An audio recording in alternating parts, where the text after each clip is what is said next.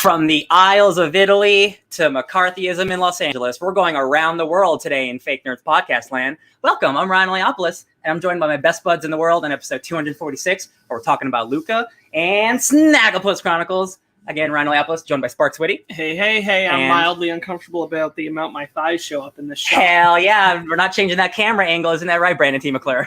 That's right. Why let the people miss the thighs? I mean, it is Fake Nerds After Dark. I think I was thinking about them so much because of The Rock Luca? in that last trailer. Yeah. Where we were both like just staring at this. I did the same thing. Yeah, we watched the trailer with The Rock in it, and his thighs were exposed, and his thighs are bigger than our entire bodies. Big man. Speaking of big men, we got any news for us, Brandon? I don't know why I called you a big man. You're tall. I don't know. I mean, if you want to call me a big man, that's fine. Yeah, Saturday night. There you go. Take me to dinner first. Anyway, we do have some links. We have mostly, we didn't do a whole lot personally. We're recording this a day early, so Ryan did not do a Downright Annoyed yet. Nope. What's that? What is the movie this week? It's a great question. It's a Buster Keaton train movie from like the 20s. Oh no! Right. It's called Steamboat Billy. Steamboat Willie Jr. I'm gonna. It's a train heist, and it's called about. No, it's like he's on a train. It's like Steamboat Bill Jr. You know what a steamboat is? Because I'm getting the feeling you don't. I do know what a steamboat is. Steamboat Bill Jr. Oh no, you're right. I'm talking about trains. He's like the trains. I'm thinking of Buster Keaton, like he's on the train, but there's also boats involved. I don't know. I'm watching a movie. I don't know what it's called, you guys. You're going to be sorely disappointed if you thought there were going to be steamboats on that train. I really hope there is now. We do have, it's late, so, forgive us, guys. We do have some links in the description. So, for example, my latest episode of Conversation, I got that out. That's with Reese Devlin from the Crake and Banter podcast. He came on the show and talked about his podcast and his fandoms. You know what Conversation's about. That's linked below. I forgot who I'm doing next week, so I'll tell you then. Mm-hmm. If you guys aren't sick of E3, Ben finally put up his Basement Arcade pause menu episode where he talked to. He's not here, as you guys can see. He's sick. He is sick. Definitely mentioned that at the beginning of the show. Definitely. Yes. Definitely didn't forget that Ben wasn't here. That did not happen. Sorry, Ben. It's late. He's probably. God, he could be watching us live. He could be. Ben, are you in the chat? I hope not. Go to sleep. I really hope he is, actually. But also, he could just be asleep. He's like, they were supposed to start an hour ago. But he talks to Adults Talking Anime and Patrick Brickhouse, right? Yep. Patrick Brickhouse of the Retro Blast podcast. Thank you. I edited that. And a beautiful job it was. Mac's like, nope, he ain't here. Thanks, Mac. Yeah, anyway, so that's up now. Both video and audio of that is up. And we also have our episode 3 of Loki. And episode 4 will be recording soon, so stay tuned for that. But that's it. Check it out. We're not usually this behind on the Marvel Fake Nerd Watch shows, but they did a stupid thing that I hate and moved it to Wednesdays, and now we're constantly behind. Blame those clones. It's not Loki's fault. It's the Bad Batch's fault. I just don't agree with this choice. But now it's done so well, they're moving doing all their originals. All of them. I'm so mad. Thanks, I hate it. It's made my life so hard. Yeah, it was so easy. Just drops on Friday. Done. Yeah. Record Saturday or Sunday, and we're not that far behind, and we had time, and it was still fresh in our brains. And I'm like, man, that was days ago. It's amazing just what like a couple days can really do to a schedule. It's funny that way. It's incredible. But there's of course other links in the description for our TeePublic, for our website, and our Patreon. Which, as I mentioned last week, our Patreon shirt has changed as of July 1st. The Stephen King is my best friend shirt is gone. It's gone forever. Hope you got it. The orders are in with my person who makes it. What's the word of the person who makes your things? Your dealer. It's not, but I'll take it. You gotta be more specific than you order something and then they make it. Distributor. Thank you for our distributor. That's it. He is printing the shirts as we speak, so we'll get them soon. But our new shirt was announced on July 1st. If you're obviously following our Instagram accounts and our socials, you've already seen it. But for people in the live show or the replay, you get to see it as well. Here it is.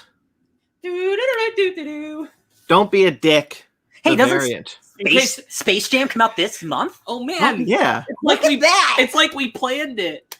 Yeah, that shirt's there for you guys who want to say "Don't be a dick," but you don't necessarily want Ben's face on your chest. Yes. That's both worlds. There you go. Real quickly, Mag just says, "Celebrated my sister's birthday today. Happy birthday to your sister, Mag." Very nice. Congrats, Magette.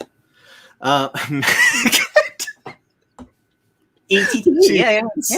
The feminine. Yeah. That's brilliant. Thank you. So yes, that don't be a dick shirt. This one designed by Mike Matola. Mike Matola is designing all of our Patreon shirts at this point, and he's been wonderful about it. So there you go. It's up on Patreon now. To make something for me eventually. Like he's just throwing out awesome designs. Like, I'll take one, baby. So yeah, you can find him obviously at Mike Matola.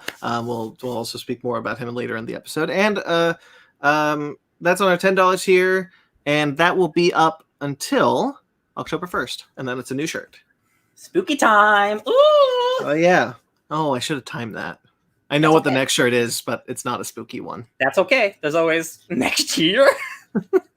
So yes, 3 months, and then it's gone forever. So check it out. That's all I got. Who wants to go first with their week? Why don't you go? You want to talk about your nothing first, or I'll talk about my nothing start with your first? Nothing first. Oh, okay. I'll talk about my nothing first. I did almost nothing that was like pop culture consumption. Mm-hmm. Most of what I did was drive and work and train at work and Wait, was there a steam train involved? There was. Yes. There was a steam train involved. I'm not even lying. Which is cool. But a lot of my driving was done back and forth because both I drove to Escondido twice this week because I was dropping off my fiance and picking her up because she was helping my sister-in-law to look after the baby because my brother was out of town. And then getting to see Pi, friend of the podcast, who came for a brief visit, so I spent a lot of time with him. But that was a lot of my downtime that was outside of work. During that time, where I was back. Well, I was actually gonna prime him up for something, but I'll wait. Okay. Outside of what I was about to prime up, I played the Miles Morales game a bit. Okay. I did see you playing that a little bit. I did. I did almost no story mission stuff, and I went from 25% to 58% Hell yeah, game. It's collecting stuff. Just doing side stuff that I'm digging. That's a great game. Yeah, that's a great game to play. That's a great game to look at. I did do a little bit more story stuff. I did I'm in a really I'm excited for our discussion about it because I'm in a part where I'm frustrated. I don't know how I feel. I've had my first thing in the game where I don't like the way you did this. On a story beat. I don't think it's a spoiler. I'll just say I don't like the way they handled the bad guy, the uncle. Oh, okay. Yeah, the reveal to Miles who he is. Sure. I didn't think that was good. Sure. I was that's pretty hey, this big revelation, and it's oh, cool. I'm just gonna it's not a big roll deal with that and not think about it or contemplate the relation that created in my family dynamic for my deceased father or anything. I will say. Right, it's not like the game's very long, but I will agree. Maybe the beginning stuff isn't great, but I think the stuff leading towards the end with him is really good. Yeah. I'm open to it. I'm open to it. I was just that's the first thing where I've gone, wow, narratively, I just didn't like this. Yeah. And maybe it's because they just when they were tackling it, they went, well, we can't be Spider-Verse, so I guess it's not that important. And I'm I get it, but that's me. Mm-hmm. Miles Morales, we watched Loki. We're not talking about that yet.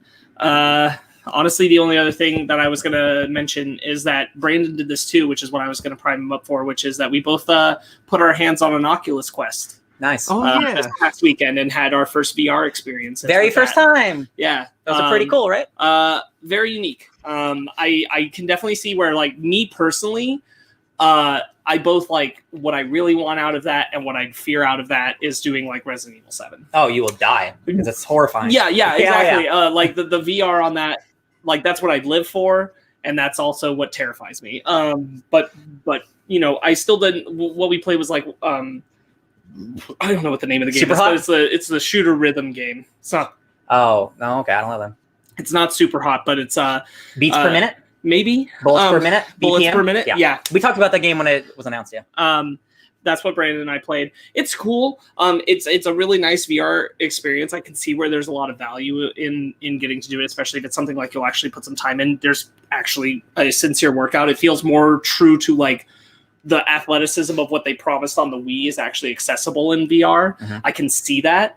I still don't know that there's any world where I spend the amount of money to do it properly. That's the only thing. That I get back enough out of it for the amount I would spend on it. Yeah, so I'm like, I own all the systems right now, and I struggle to get enough out of them. The thing for me that's really great, especially with PlayStation, is most games that are coming out are VR supported for free. So games like No Man's Sky, games like Hitman, games like Resident Evil, you can buy those games and you can play them fully in VR for free. You don't have to pay. Right, you don't have to pay a different thing. Skyrim, you have to buy Skyrim VR. But like a lot of developers are just like, hey, if you have it, you can play it in first person. And it's, again, Resident Evil. That's a really appealing advantage. Yeah.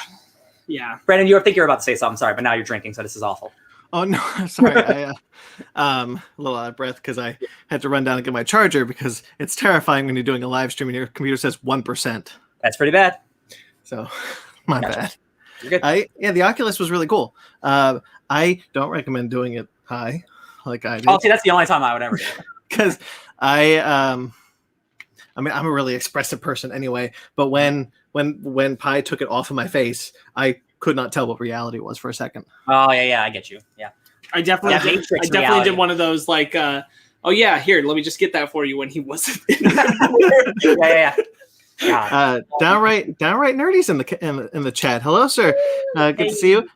Evening, gents. I'm looking forward to Omni VR when it comes out this year. Ooh, what is that? I have no idea. What is this? Mr. Technology over here. I don't know. Let's look. But the VR experience was probably one of the major things I actually got to do that's outside of anything we're already going to talk about for this podcast. Oh my God. So Omni, it's a treadmill that you run on. It's a thing from Ready Player One, but it's real. So you can actually do VR. Oh, baby. Michael, you shouldn't have shown me that. That's a thing. That's too cool. That's too expensive, but that's amazing. Damn. Yeah. Guys, the future is now. That's what Ryan's waiting for a new house for. Oh my God. Green screen room, yeah. Yeah. Okay, got you. Yeah, I think the only other thing, I got to dip into. I literally logged on to Fall Guys to buy an outfit. I dipped into Fortnite for like a hot second. I dipped into Fortnite so I can have Loki. Because Loki, I haven't done that yet. Loki looks great. What outfit? What outfit on Fall Guys? Avengers. The Marvel Avengers film is and that's the crew. So if you get Fortnite crew anytime this month. Fall Guys. You said Fall Guys. You bought a suit? Oh, sorry. It's the Among Us Sprout. So with the plant coming out the head. Cute. That went up literally yesterday. So I logged in to get that. I think I dabbled on my Switch for like a hot 10 minutes because I had some downtime and I took it with me somewhere. Yeah. But honestly, like there just hasn't been a lot of time for that kind of stuff. I did finally I updated and downloaded a whole bunch of things on Game Pass and that kind of stuff because I finally fixed my HDMI cord that the cats chewed through. But that's pretty much me. I did not have a lot of time this week because all of my time was consumed by like these other social friendship interactions that were needed or driving or being at work. Yep. I played some more Avengers because that's my downtime game. That's my podcast game. I read one comic book and that was Sword number 6. Sorry, I read my book club, but I read Sword number 6. That book rules. Sword continues to be incredible. Still need to go to the store. I still go to the store. No, I still need to go to the store. No, I know. I still go to the store. Do I read those comics? I'll tell you later. No, honestly, that's all I did. I started to watch, so I watch a lot of like Kitchen Nightmares and like those shows, but I started watching this thing called Bar Rescue, and it's not as good. The guy who runs Bar Rescue, he's like a Gordon Ramsay, but he's an American, and he just yells a lot, and he's really mean, but not in like the fun way. He just like yells at people. So I'm not going to watch any more Bar Rescue. I just thought you guys should know. Do you remember The Mole that we watched that one episode of with Katie and Megan? I do. The first 2 seasons just went on Netflix. Megan wants us to watch it with her. Oh my God, yes. The Mole is this really old reality show. It's absolutely ridiculous. You want to see a young, what's his name? CNN correspondent with white hair. Oh yeah, Anderson Silva. Anderson Cooper. Anderson Cooper. Anderson Silva is a MMA fighter. That's so good. You still got me there, so it's all good. The Mortal Kombat Conquest TV series is on HBO Max now. Oh shit! Oh wow! I watched the first episode on YouTube. That's right. Yeah. Well, now you can watch it in the same quality on HBO Max. Hell no! Sorry. Because there's no way they remastered that. Sorry, Kung Lao. Did I do anything else? No. I really like playing Avengers, and I just play it for like an hour every day because like there's daily things to do. I'm just like Iron Man looks really sick. Oh, I did talk about this last week, like vaguely. Like I listen to a lot of podcasts on my drive, but now I'm listening to podcasts when I play Fortnite by myself. Nice. Because I've put Spotify on my PS5. It's so good, and it makes it so easy to just put a podcast on and have it right there with your game, like just the whole time. I'm like, this is amazing. The future. Yeah. It's pretty great. All right, I guess my turn. Go ahead. Yeah, I got nothing else, babe. I also didn't really do a whole lot. I spent, unlike you guys who were busy, I spent most of my week in a fugue state.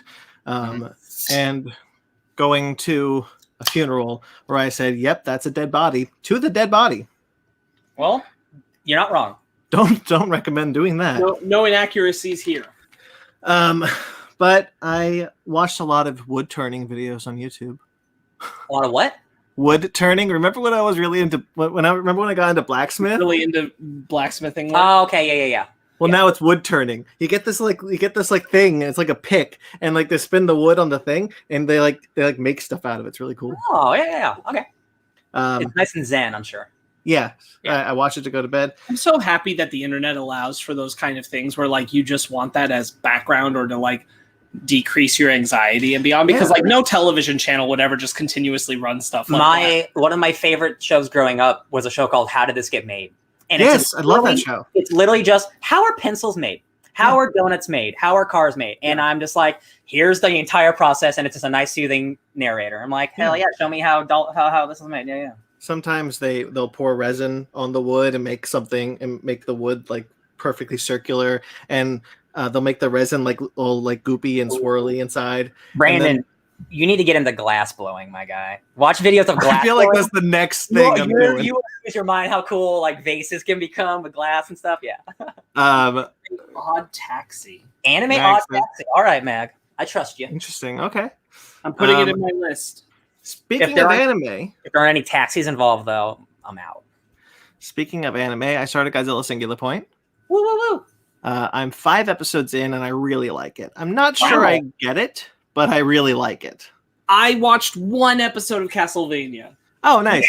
Oh no! Yeah. I'm a little over halfway done with the season. No joke. I've started the first episode 3 times. I bring this up only to say that it has a really climactic, important character fight, and it's probably some of the worst animation that the show's had in its entirety. It's really not good. It's a bummer. That's a bummer. Downright nerdy in the podcast saying he's got to go. Got to run, fellas. I'll be finishing the show tomorrow on my drive to PG. Have a great 4th. Thanks, Have bud. a good 4th of July. Too, buddy. Say hey to all those in Pacific Grove. All the homies. So I did start Godzilla Singular Point. I really like it, like I said. I love the animation. I really like the new monster designs that just made Anguirus. He's got a really cool new design that I'm into. I'm excited to watch it. I'm not 100% sure I understand it, but I think that's kind of the point. You got to like sit on it for a bit and think about it. I felt much the same with. This is going to sound really weird because they're both made by the same person, but it feels very much like Shin Godzilla meets Evangelion. Oh, sure, okay.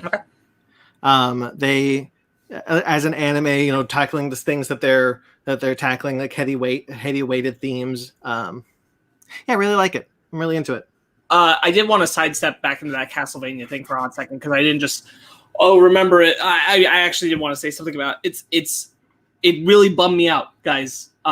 This was a really important fight, and I was like watching it. I'm like, this doesn't look good. Why doesn't this look good? And here's the thing, like they're clearly doing the animation thing where like they're doing a lot of freeform movement, and so a lot of like the swift action of their bodies and the like landscape, they look really good. those look really good because they're moving fast, they're moving quick, and they're doing all this stuff, so they're making the fight like feel impactful in that way. I get why they're doing it that way. The problem is that the character models are losing the detail because they're doing that. This is like when Dragon Ball Super first came out in the early episodes, like people would do freeze frames and Goku's like got practically a smiley face Right. drawn on him when you freeze it, because it's like in action, like the motion of the body looks good, but the detailing on the this is what happens in Castlevania, and it made me really sad for such an important battle. You said you're halfway through it? I'm a little over halfway now. I have heard that this season has the best fights at the end, and maybe they were just cutting corners to get to it's there. just a bummer because this is the death of a major character. Yeah. I'm not going to say who, but this is the death of a major character. That's a bummer. Huge major death, and that fight, a big chunk of it looks bad. The character models look sloppy in the midst of beautiful motion. Bummer. That's a stinker. Big bummer. That sucks. Yeah. I don't know when I'm going to talk about it again, because I don't know if we're going to do like a whole Castlevania detox at some point or something. But got that new show coming too. Yeah. But that shocked me, because up to this point I've been like, man, Castlevania just like knocking it out of the park this season. After season 3 kind of left me a little cool, and that was like a lot of writing stuff. And then this animation just like, whoa, what happened? Real wild. Anyway, They pushed all those guys over to He-Man. clearly. Yeah. I also watched and caught up to Lego Masters. There's only 4 episodes, and I talked about it last year when it first came out. This is the Lego reality show with Will Arnett. I still think that's a really cool what are they called? Reality TV show. The kind of game show. I'm really into it. There's some really cool characters, and I love watching everyone build all these things with Lego freehand. It's really cool. Yeah. Nice. And then I finished Sweet Tooth. Nice. The show. We We are in different places now. right, because you just finished the comic. And I'm waiting to finish the show, and you finished the show.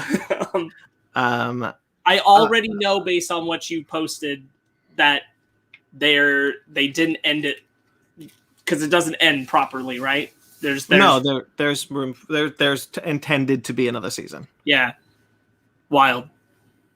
Literally. Wild. Yeah, I really like it. I thought it was great. I was crying by the end.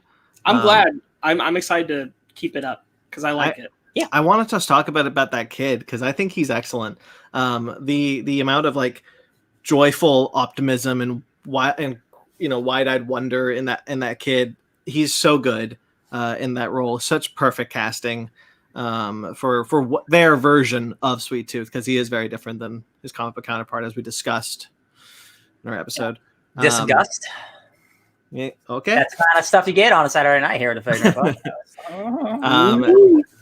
Yeah, it's really great. No surprise. I really hope it gets a second season. There hasn't been any word yet, but it hopefully won't be long now. I wish so badly that Sweet Tooth wasn't on Netflix, only because I'm so anti the binge model right now. Mm-hmm. Yeah.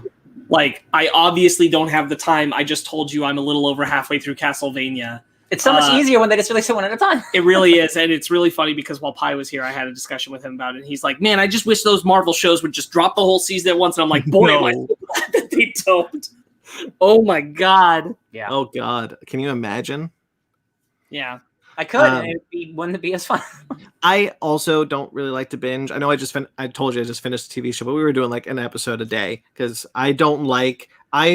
personally, the reason why I'm against binge comes from a very kind of visceral place where I just kind of feel like I wasted my time watching more than 2 episodes of something. I don't mind like doing binge on my schedule. Like if I fell behind and I need to catch up, that's on me. But like when so many shows just drop at like, here, watch the whole thing, and I'm like, I don't have time. What are you talking about? We've also definitely talked about this before, but like Stranger Things was the first one to really like, oh, you have to watch the show this whole weekend. Yes. And like there was a couple years where like I didn't mind that, but now that I'm older and I don't have the amount of time that I do, like it's impossible. The Netflix shows also like really, I think they ground me into the dust. And like it wasn't those shows' fault, that was the Netflix model, but like that, like by the time we got to the end of them, it got too hard, even though I wanted to watch them. Yeah, to keep up. Yeah, with them dropping in binge models and made them no longer relevant to the conversation. Honestly, true. You mean the Netflix Marvel shows? Yeah, Defenders, Right. Punisher. I had the same issue. Yeah. I don't think it's any fault of the shows specifically. No. I think where those shows, like, internal flaws came from. Again, this is even also from the Netflix model. They wanted standard 13-episode shows, and those shows never should have been forced to be 13 episodes long. They should have been allowed to be as long as they wanted to be, which is more comfortably probably 8 to 10. Shocking. All right, shall we do our bread and butter? Yum, yum, in my tongue. Look at that.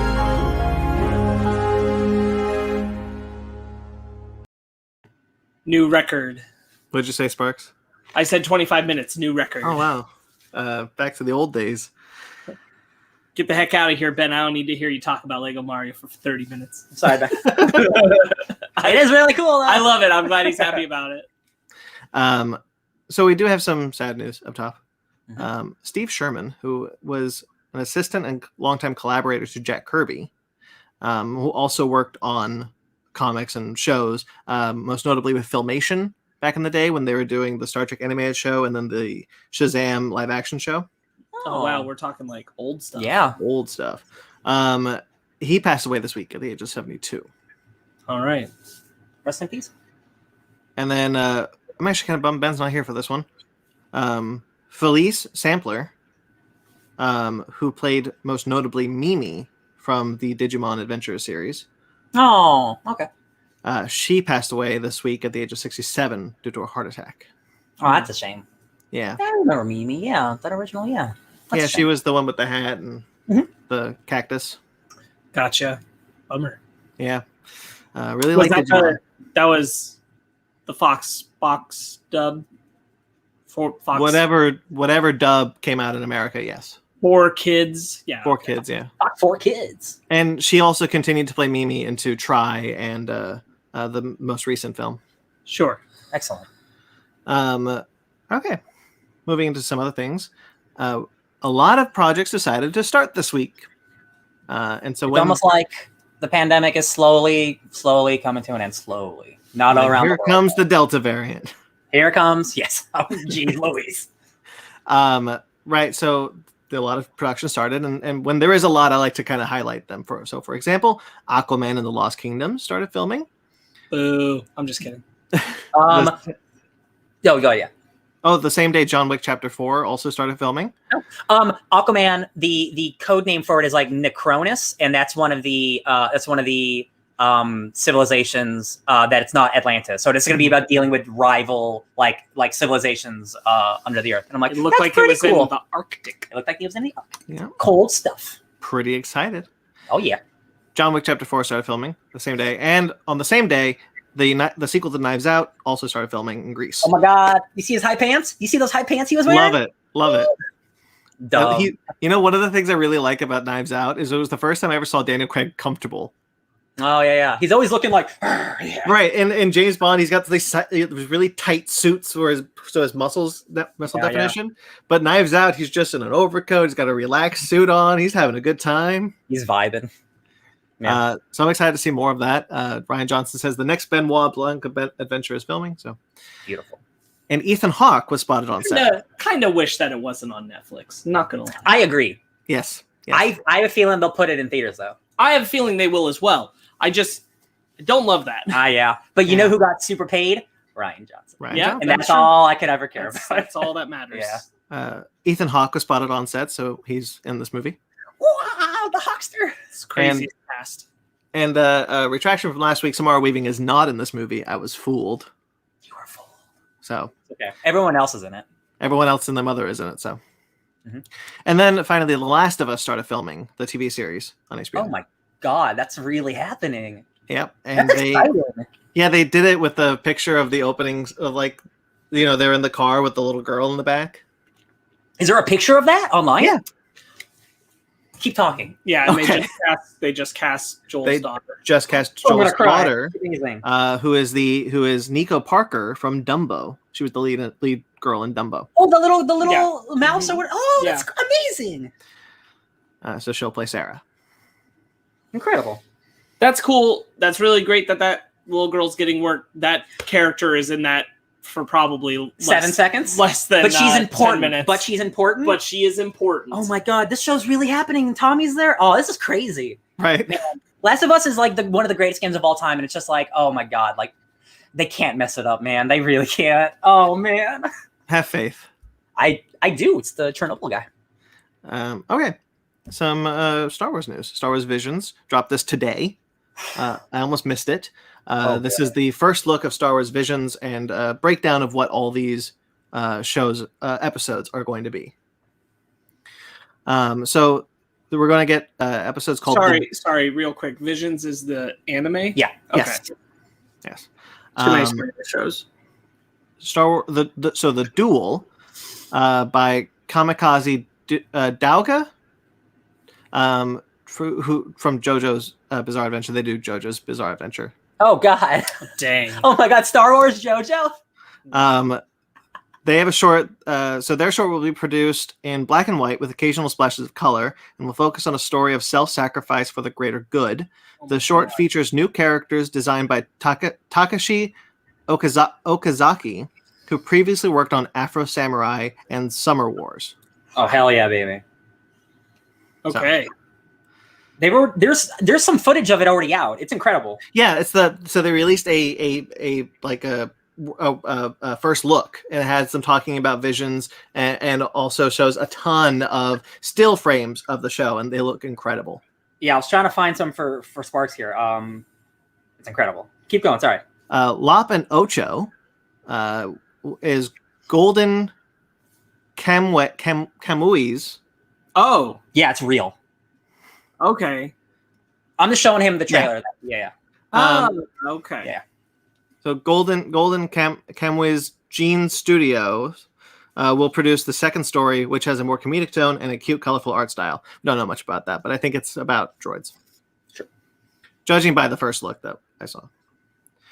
And I apologize, there's going to be some of these names that I just can't pronounce.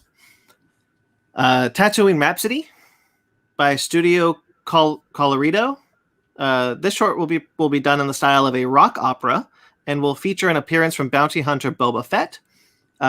Colorido previously produced 2020's A Whisker Away and the anime adaptation of Title Kubo's Bleach spinoff, Burn the Witch. Type Kubo. Sorry. There's no L. It's okay. You're right. There is no L. I don't know why I saw that. Yeah, Type Kubo is a creator of Bleach, so. Nice. The Elder and the Twins. This is 2 shorts now. Created by Studio Trigger. And true to Trigger's trademark. So that's what that first one is. Yeah. Okay. True to Trigger's trademark over-the-top style, one of the shorts will apparently feature a lightsaber battle fought on top of a flying X-Wing. I was like, that just looks like Kill with lightsabers. Yeah, I'm just imagining Kill with lightsabers, and I'm not mad at it at all. So. The Twins, this is the second one, will be directed by Gurren Lagann's Hiroyuki Imaishi? Sure. Sorry. While The Elder will be directed by Masahiko Atsuka, best known for his work on Furikuri and Little Witch Academy. Wow. Dude, this is like, they're really going for it. This is like what I needed to hear, because when you say, yes, they're going to have a Star Wars anime show, I'm like, I mean, okay. But usually what that is like, we're generally getting people who are coming in doing like a big company thing, and they're like, I like anime, but I don't make anime. This but sounds I like anime, and they're adapting. This is people who make good anime. It sounds like Love, Death, and Robots, but for Star Wars. Exactly what it sounds like. High profile anime like creators. The highest. Yeah. Wow. And it doesn't stop. The Village's Bride, which is another short or episode. Kinema Citrus, the studio that produced Tokyo Magnitude 8.0, will create The Village's Bride, which will be a bittersweet story about an exiled Jedi and a young bride in a small village. The short will feature a score performed with traditional Japanese instruments. Oh, hell yeah. Wow. This sounds awesome. Akakiri. This is... Oh, so okay, I'll just read this whole thing. The Night is Short, Walk On Girls Science Saru is producing a short called Akakiri, which tells the story of a Jedi who meets a princess. The short is directed by animator Anyong Choi and is inspired by the works of Akira Kurosawa. Science Saru is also producing a second short, TOB1, which is about a droid and is said to be inspired by and have a similar tone to Astro Boy. Toby. Tobi, Toby. Yeah. Astro Boy? Oh my god, this sounds so cool, dude. Oh man. And finally, The Ninth Jedi. Production IG will create The Ninth Jedi, a story that focuses on the daughter of a legendary lightsaber smith who has to deliver new weapons to a group of Jedi who may not even be alive anymore. The short will be directed by Ghost in the Shell standalone complex's Kenji Kamiyama. Dude, come on. This is like, We're not worthy. it's like when they announce all those Star Wars comics and you're like, oh wow, like they're getting like Jason Aaron and Kieran Gillen and like Charles Soule and like all those Star Wars comics are good. I'm like, that's the thing. Like Disney puts the people that need to be there. Like they bring the talent. This is like the anime equivalent of like, yo, so we're gonna do some Star Wars shorts. We're bringing in some high profile people. So let me welcome to the stage Martin Scorsese and Steven Spielberg. Steven Spielberg. Like that's like what you're doing in the anime world. This is like more impressive. Like each and every one. Like this is like they're really really trying. This was so interesting seeing because, like Spark said, like normally when you think about anime, you know, it's no offense to the studios who make the Netflix anime, but most of them are Korean studios because Japanese companies don't normally go out and do other things. They don't. But just like I'm not even knocking that. Like just like there's a lot of times this is not common in recent like any recent memory I can think of, but you know up to like over a decade ago or so. You get like a big company that's like, we're going to do the thing, but we're going to do an anime of it. Mm-hmm. Ooh. And like pull in that crowd. But when they do that, they're just having the same people who do the thing before make an anime. Yes. A great example of this is Supernatural, the anime. Right? Oh, right. I remember that. Right. So there's Supernatural, the anime, which is the like first season adapted into an anime. And I thought that was a joke. And it was no, that's real. And it was, you know, the WB at the time took that it wasn't even that, was it? It was UPN. Anyway, whatever. It was made in the vein of those Marvel animes that came out. Yes, exactly. Those are good examples too. Those are not like these anime studios where like what they make is an anime. Wow, this is real. It's made in-house, but it's made in the style of anime, right? Yeah. That's what I thought this was going to probably be mostly like. 22 episodes. I am incredibly pleased to be wrong. Wait, there's 22 episodes? They did the whole season. What? That's unbelievable. They literally took the first season and made it anime. So you know how they're turning The Lighthouse into a manga? This is the opposite of that, but bad. God, I saw that panel and it messed me up. The Willem Dafoe. Do you know about this? Yes, I saw this. God, anyone out there, like, if you like Junji Ito is making The Lighthouse, the manga. With like, Robert Pattinson. Yeah. Oh, God. This was really exciting. I love a lot of these studios, the projects that they've done, especially Studio Trigger.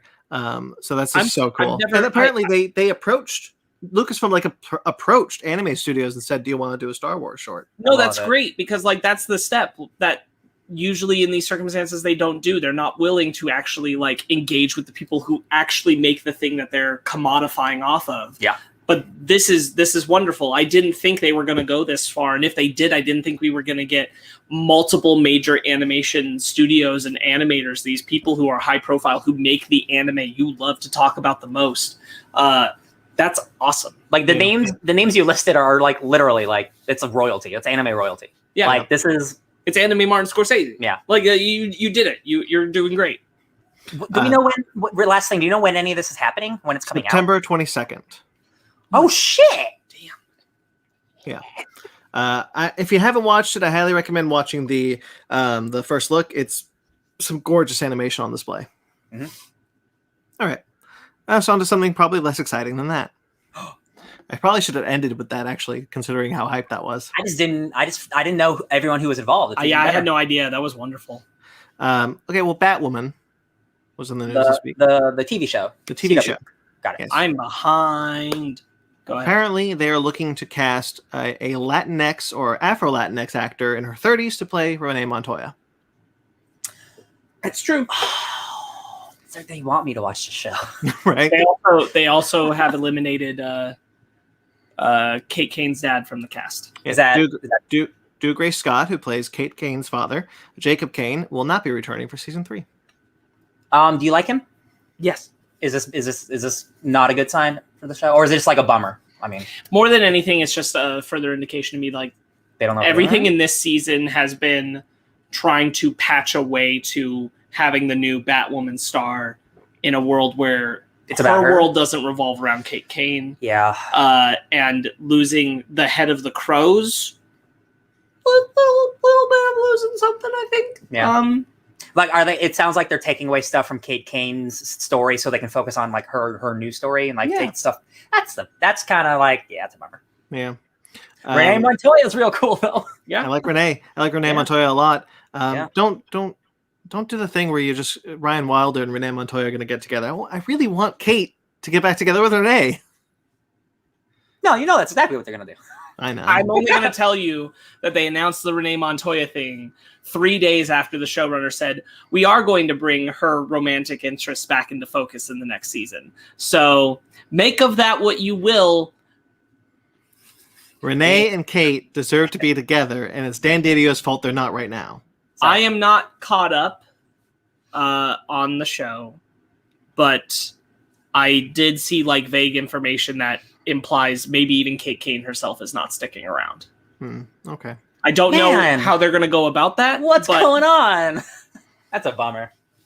I want to read the description for the Renee Montoya thing real quickly because I found it strange. A former GCPD officer who left the department due to GCPD's mistreatment of Gotham's marginalized citizens. Montoya is now a paper pusher in charge of the Freaks Division at the mayor's office. She is dedicated to cleaning up Gotham streets the right way. This sounds like somebody watched the Birds of Prey movie and didn't know anything else about Renee Montoya necessarily. Because, like, hey, like, she's like a detective and stuff. Like, it's okay. Like, she can just be a cop. Like, it's not. That's okay. You can have good cops. Jim Gordon's a cop.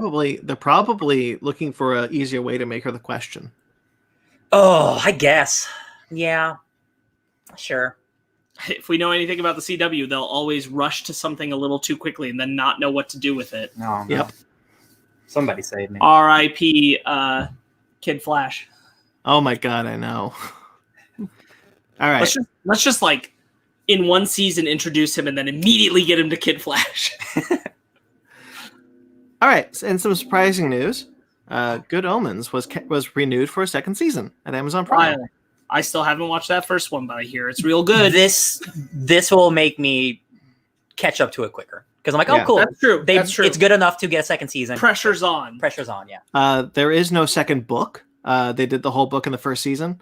So Gaiman will have a much larger role in production, and he's apparently talking about like using the notes because there was going to be a second book, using the notes that he and Terry Pratchett wrote at the time to fold it into the show. I did see, because I follow a gamer on Twitter, I did see someone say like, but they did the whole book in the first season. How are we gonna make the second season? It's like, man, being a writer's hard, I guess. Right. Just make it up like I did the first book. And I think it is important to note that if Terry Pratchett hadn't died, there would have been a second book. They were gonna do a second book. So he has notes for a second story in this world that he can just fold in. That's cool. The world can live on. That's nice. Yeah. I really liked the first season, so I'm happy to see it come back. Hell yeah. In unfortunate news, in a similar way, actually, because this only had one book, Lovecraft Country will not be coming back for a second season. Yeah. I didn't see this coming. See, I didn't, much like a Watchmen, like, I would like another one just because of how good it is, but, like, I didn't expect it because, like, they did most of the book. Right. But now that I saw that they had plans... Well, that was the thing, is I didn't mind that until Misha Green said, yeah, we're working on... We're in the writer's room talking about season 2 right now, and the assumption was at the time that HBO was taking the same stance with Lovecraft that they took with Watchmen, which is like, if they got something, they can come to us. Well, they came to them, apparently, and HBO went, no. And that's crazy because, like, Lovecraft Country did, like, huge numbers for them, too. Yeah, but at the same time, like, I think Misha Green posted that specific image for a very pointed reason, basically saying, like, yeah, we had plans. This is the thing they looked at and said, no. Oh, my God. Because, holy shit. Like, I recommend going and looking at this picture if you care about Lovecraft Country. We're going to talk about it for a bit because we did a Fake Nerds watch on it. We're all three very big fans of the show. Yeah. I saw that image and I'm like, it's a new map of the United States, but like the sovereign states of America. Sovereign states of America, but like white people. The majority of the states belongs to the native tribes of the West. Love it. Holy crap! There's a middle white stripe called the White Lands. Yep. There's the Jefferson conglomerate, and then hold on. I'm gonna look up the proper name for what they called it. I really liked. I really liked the first season, as Park said, and but like Ryan, I was like, you did the book, so I guess there isn't going to be a second season. But then when I saw that it was going to be subtitled, it was going to have a new subtitle, and I was like, damn. So right above the Great Lakes, so right at the Great Lakes, and then moving down in a diagonal just above Texas, that whole western side is the tribal nations of the West. Immediately under that is this long white strip called the White Lands. Underneath that in the south is the new Negro Republic, which is splitting Texas in half and then moving along another diagonal. All the way to Florida. And then way up in the upper east near New York is the Jefferson Commonwealth, not conglomerate, Commonwealth. Man, and like we're not going to spoil like what happens in Lovecraft Country because the ending, it's a thing that literally changes the world. Like radically in a way that's like super science fiction-y. So like I was ready for that show. I was ready for that to mess me up. Misha Green like further commented that like all that they were coming up with for the new season, what they were pushing for is like continuing with the theme of what the book had started, what the show had allowed them to do, which is like step into these spaces of science fiction and all fantasy. These other things and fantasy where their voices have been marginalized and not allowed to be the predominant characters and things like that. And it H.P. Lovecraft was super racist. It was going to extend even further again beyond the book. I was going to say black people because like that's why you got the tribal nations of the West. Yeah. Misha Green and the team have made no secret of hearing the response to how they handled the death of the character that we meet. Yes. The non-gendered character. Oh right. That we meet who's killed off. Spoilers. Rather abruptly, and that they heard that and they're like, we want to do better. Yeah. And I think that was a large message in that writing room to want to come back. If you listen to them talk about it on the podcast, they heard that too, and they're like, we are thinking about that. We want to hear the criticism where we can improve and apply it to the future of the show. This map looks wild. Yeah. I wanted that next season. I wanted to know where these characters went next. I agree. Yeah. It's a shame. It'd be one thing if it was Misha Green being like, we really left it in a great place. We all feel really proud with it. We couldn't come back, blah, blah, blah. They wanted it. It's shitty to know that they were crafting something so unique and in many ways, like, I wanted another season because I wanted them to be able to now have the free reign to absolutely do whatever they wanted to do, no holds barred, because the book is written by a white guy. Yeah. Like it's fine. As I understand, I haven't read it myself, but like as I understand it, like there's a lot of cool stuff there, but there's also an amount of a white person using black trauma to be able to function as a foundation for the narrative that they want to build for the book, which allows for certain access points, but also is them appropriating something that they don't have personal emotional investment or access to. You guys want to talk about that? That's what happened in this week's X Factor number 10. That book is getting canceled. Maybe now we know for a reason. Oh boy, you guys. Can't wait for you guys to read that issue. Oh man. Oh yeah, I'm a couple weeks behind. Mm-hmm. All right. Looking forward to that. Yeah, it's really sad. Oh boy, bummer. Okay, anyway, but that happened, and so I was looking forward to them being able to completely like take this and be like this in much in the same way that what was happening in the show. This is ours now. Take it and make it your own, and make it their own. And it sucks that HBO clearly looked at something, not saying it's this map. Yeah, but I have to imagine it might be this map, and went, no, you can't do that. Yeah. We will greenlight until the internet tells us no. A show from the guys that made Game of Thrones. Oh yeah, Confederate. What if the Civil War went differently? Yeah. But this is too crazy. Yeah. Yeah. If you guys listening or watching haven't watched Lovecraft Country, you owe it to yourselves. If you like science fiction, it's incredible. Yeah. This is a big bummer. I wish I believed that there was the outcry enough that HBO might reverse this decision. I don't think there will be. No. Yeah. Unfortunately. Can't #save this one. Yeah, the Nope, it's gone. All right, moving on. Lovecraft Country, by the way, is not a perfect show. There are issues even with the way that the Black writers choose to handle representations of Black trauma that I've been learning about. Not as bad as Amazon Prime's them, but there are still some things that come up where people are like, this is still playing in that same space. Again, they're working off of things that are material in the book and they're building away from that foundation. But it was still like pushing a lot of boundaries. Yeah. And I'm all about wanting to see those boundaries continue to be pushed. So I look forward to whatever Lovecraft Country opened the door for, whether that is another season of Lovecraft Country. I doubt it at this point, that there will be enough outcry to demand that, but whatever comes next. I think the 1-2 punch of Watchmen and Lovecraft really opened the doors for a lot of creators. Knocked down a door, yeah, for sure. Yeah. Check out our Fake Nerds watches of that series after you watch it. Watch it first, though. Okay. Night of the Living Dead. I'm sure we're all familiar with that one. Never heard of it. All right. Did we do an episode where we talked about Romero? I don't remember. Ooh, did we? We sure did. Yes, we did. We did. I'm being cheeky. I definitely remembered that. It was almost a question. Go watch our 5th anniversary special. It's still there. It's the best thing we've ever done. Until next year. Until next year. Always be there. All right. Well, it's getting a remake. Night of the Living Dead. Another one.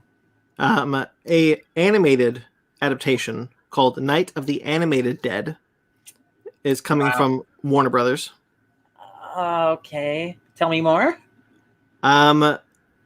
They've also announced the entire cast. So Josh Duhamel will play Harry Cooper, Dule Hill as Ben, Catherine Isabel as Barbara, James Rhodey Rodriguez as Tom, Katie Sackhoff as Judy, Will Sasso as Sheriff McClelland, Jimmy Simpson as Johnny, Nancy Travis as Helen Cooper. Some good names there. Sure, but I don't...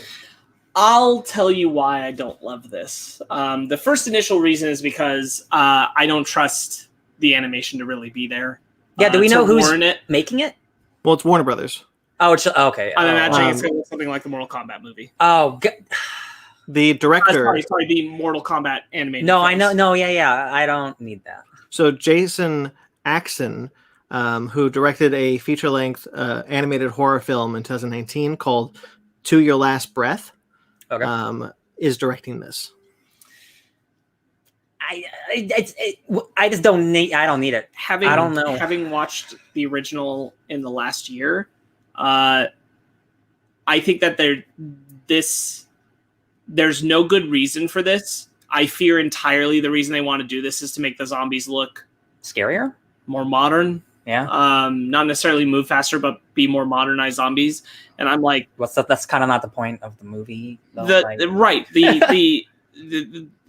film itself is it is a historical art piece. Yeah. And it should be more or less left alone. To me, this feels very much like I want to make Jaws again, but Steven Spielberg said no to rebooting it, so let's make an animated Jaws. And I'm like, why? For me, this it feels just like disrespectful. Like Josh Duhamel, like no offense to that guy, but like, wow, we're making an animated Night of the Living Dead remake, and Josh Duhamel's the lead of it. I'm like, well, no, he wouldn't be the lead. Like he'd be Harris. Barbara, yeah. Yeah, he just mentioned Dooley Hill's playing Ben, so Ben's still going to be the main character. But even then, I think what it is it feels more disrespectful to like I don't want new generations to discover Night of the Living Dead through this. Yeah. I want them to just go watch that movie. Yeah. That movie's really important. That movie gets more important with time. There's a lot of racial undertones and communism undertones that are important to that film, and I'm sure they will still be present in an anime remake, but they're not going to be the point anymore.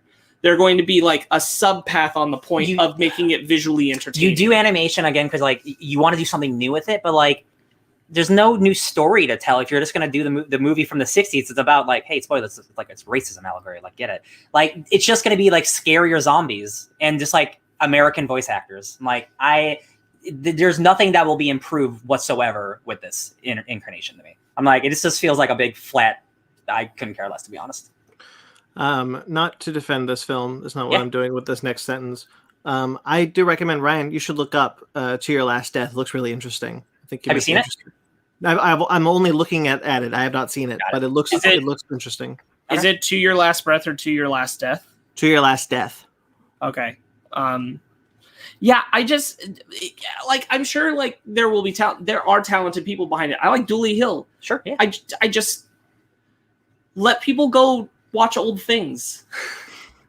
Like you know what's an even better analogy of this? I think animated Star Wars. Animated Star Wars: A New Hope.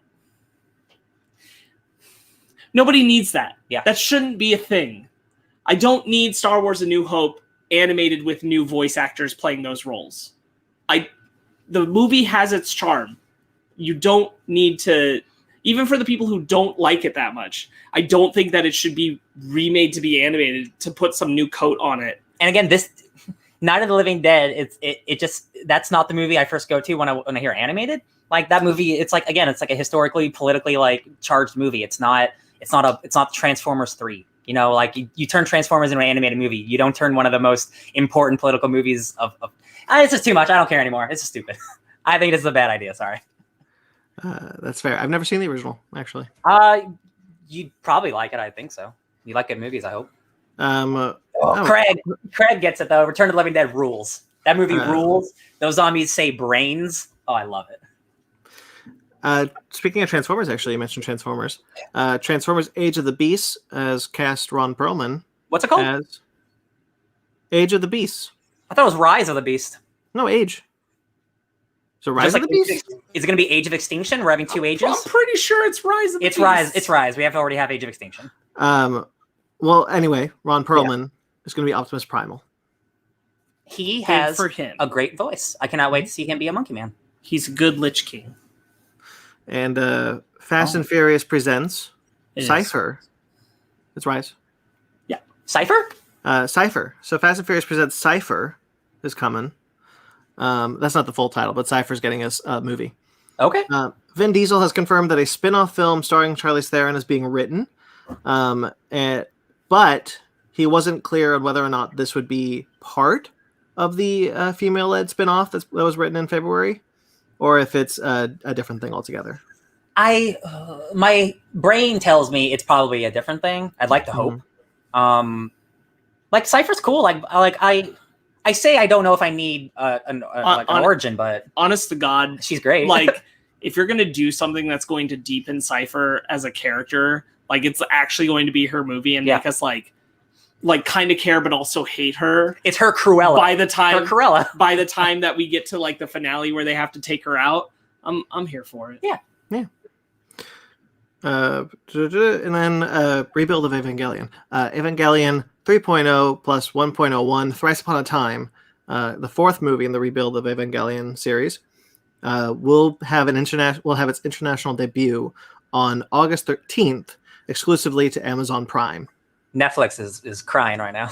Yep, and the first three movies will also be available that same day, and they will be dubbed, all of them. That's just incredible news. Just like I honestly figured it would go to Netflix. It's Me really too. cool. It's really cool though that it's coming anywhere, but it's not just the newest movie; it's all the movies. That's rad. The dubs of these are the original anime dub cast, not the Netflix one, right? Yeah, they're the original. Yeah. So next year we're also getting the big screw off Blu-ray release in the States of I forgot about that. Evangelion with the original dub cast. So that's going to come out, and it really is going to be on like, Blu-ray? Man, get out of here, Netflix. Yeah, listen, the Netflix one is fine. No, it's a good dub. I had to take it because it was what was available. But if you give me that original, oh my god, sorry Netflix, goodbye. Goodbye. It's coming. This is super exciting. I've only seen that first one, the first rebuild movie, but especially because they're playing. As far as I understand, they're not doing that Blu-ray without getting the. This is what someone said. They're not doing the Blu-ray without getting the licensing rights for Fly Me to the Moon, so that all the Fly Me to the Moon credit songs will be restored. So you can go. She can be have wicked transitions of sadness to Fly Me to the Moon. Hell yeah. Hey, we all like Evangelion. This is great. This is like a 10-year project, and especially this last couple of years have been really hard for Hideki Anno because of like the pandemic, and he's making a bunch of other movies at the same time. He's finally finishing something he's been making for 30 years. Like it's really cool. Yeah. This film is also under the title of Shin Evangelion. Yeah. See, that's what I'm secretly waiting for. Like 10 years in the future, he just makes the live action Evangelion, Shin Evangelion movie. And that's when I'll die of happiness. And it won't be like an adaptation. It'll be a continuation. It'll be Shinji Jr. Yeah. All right. Trailers. I am looking forward to us being able to talk about all those movies. I'm so stoked. I honestly think we're going to have to do 1 through 3 in a go. And then 4 is and then the 4th one, because I know 4 how is long Endgame. that movie is. Yeah, 4 is Endgame. Yeah. All right. Trailers. Woo! We got a first look at Foundation. Holy shit. Yeah, right? Like, I don't want to watch Apple TV. like this makes me mad how good the show looks. And again, like it's really expensive. Like money goes a long way with special effects. But man, the way the show looks like next level cool. Like generations of like Lee Pace is looking at like the clone of him who's going to be born, and like it's about generational like welfare, and but it's in like in the future, wild shit. Isaac Asimov like looks wild. Yeah. Jared Harris. We all love Jared Harris. He's in this. Yeah. Apple TV I Plus. don't know how we all got roped into the Jared Harris love club. You love Jared Harris. I enjoy Jared Harris. He is another actor I enjoy when he's in things. Okay. My bad. I'm just giving you shit. Yeah, he's great.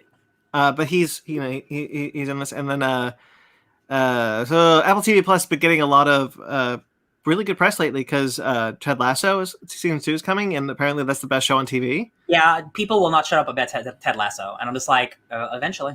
Yeah, I feel like I went through the entire Breaking Bad cycle so fast with Ted Lasso. Like, I'd never heard of it. I'd suddenly heard of it. I immediately heard that it was incredible, and then I immediately heard too much about how it was incredible, and I'm like, wow.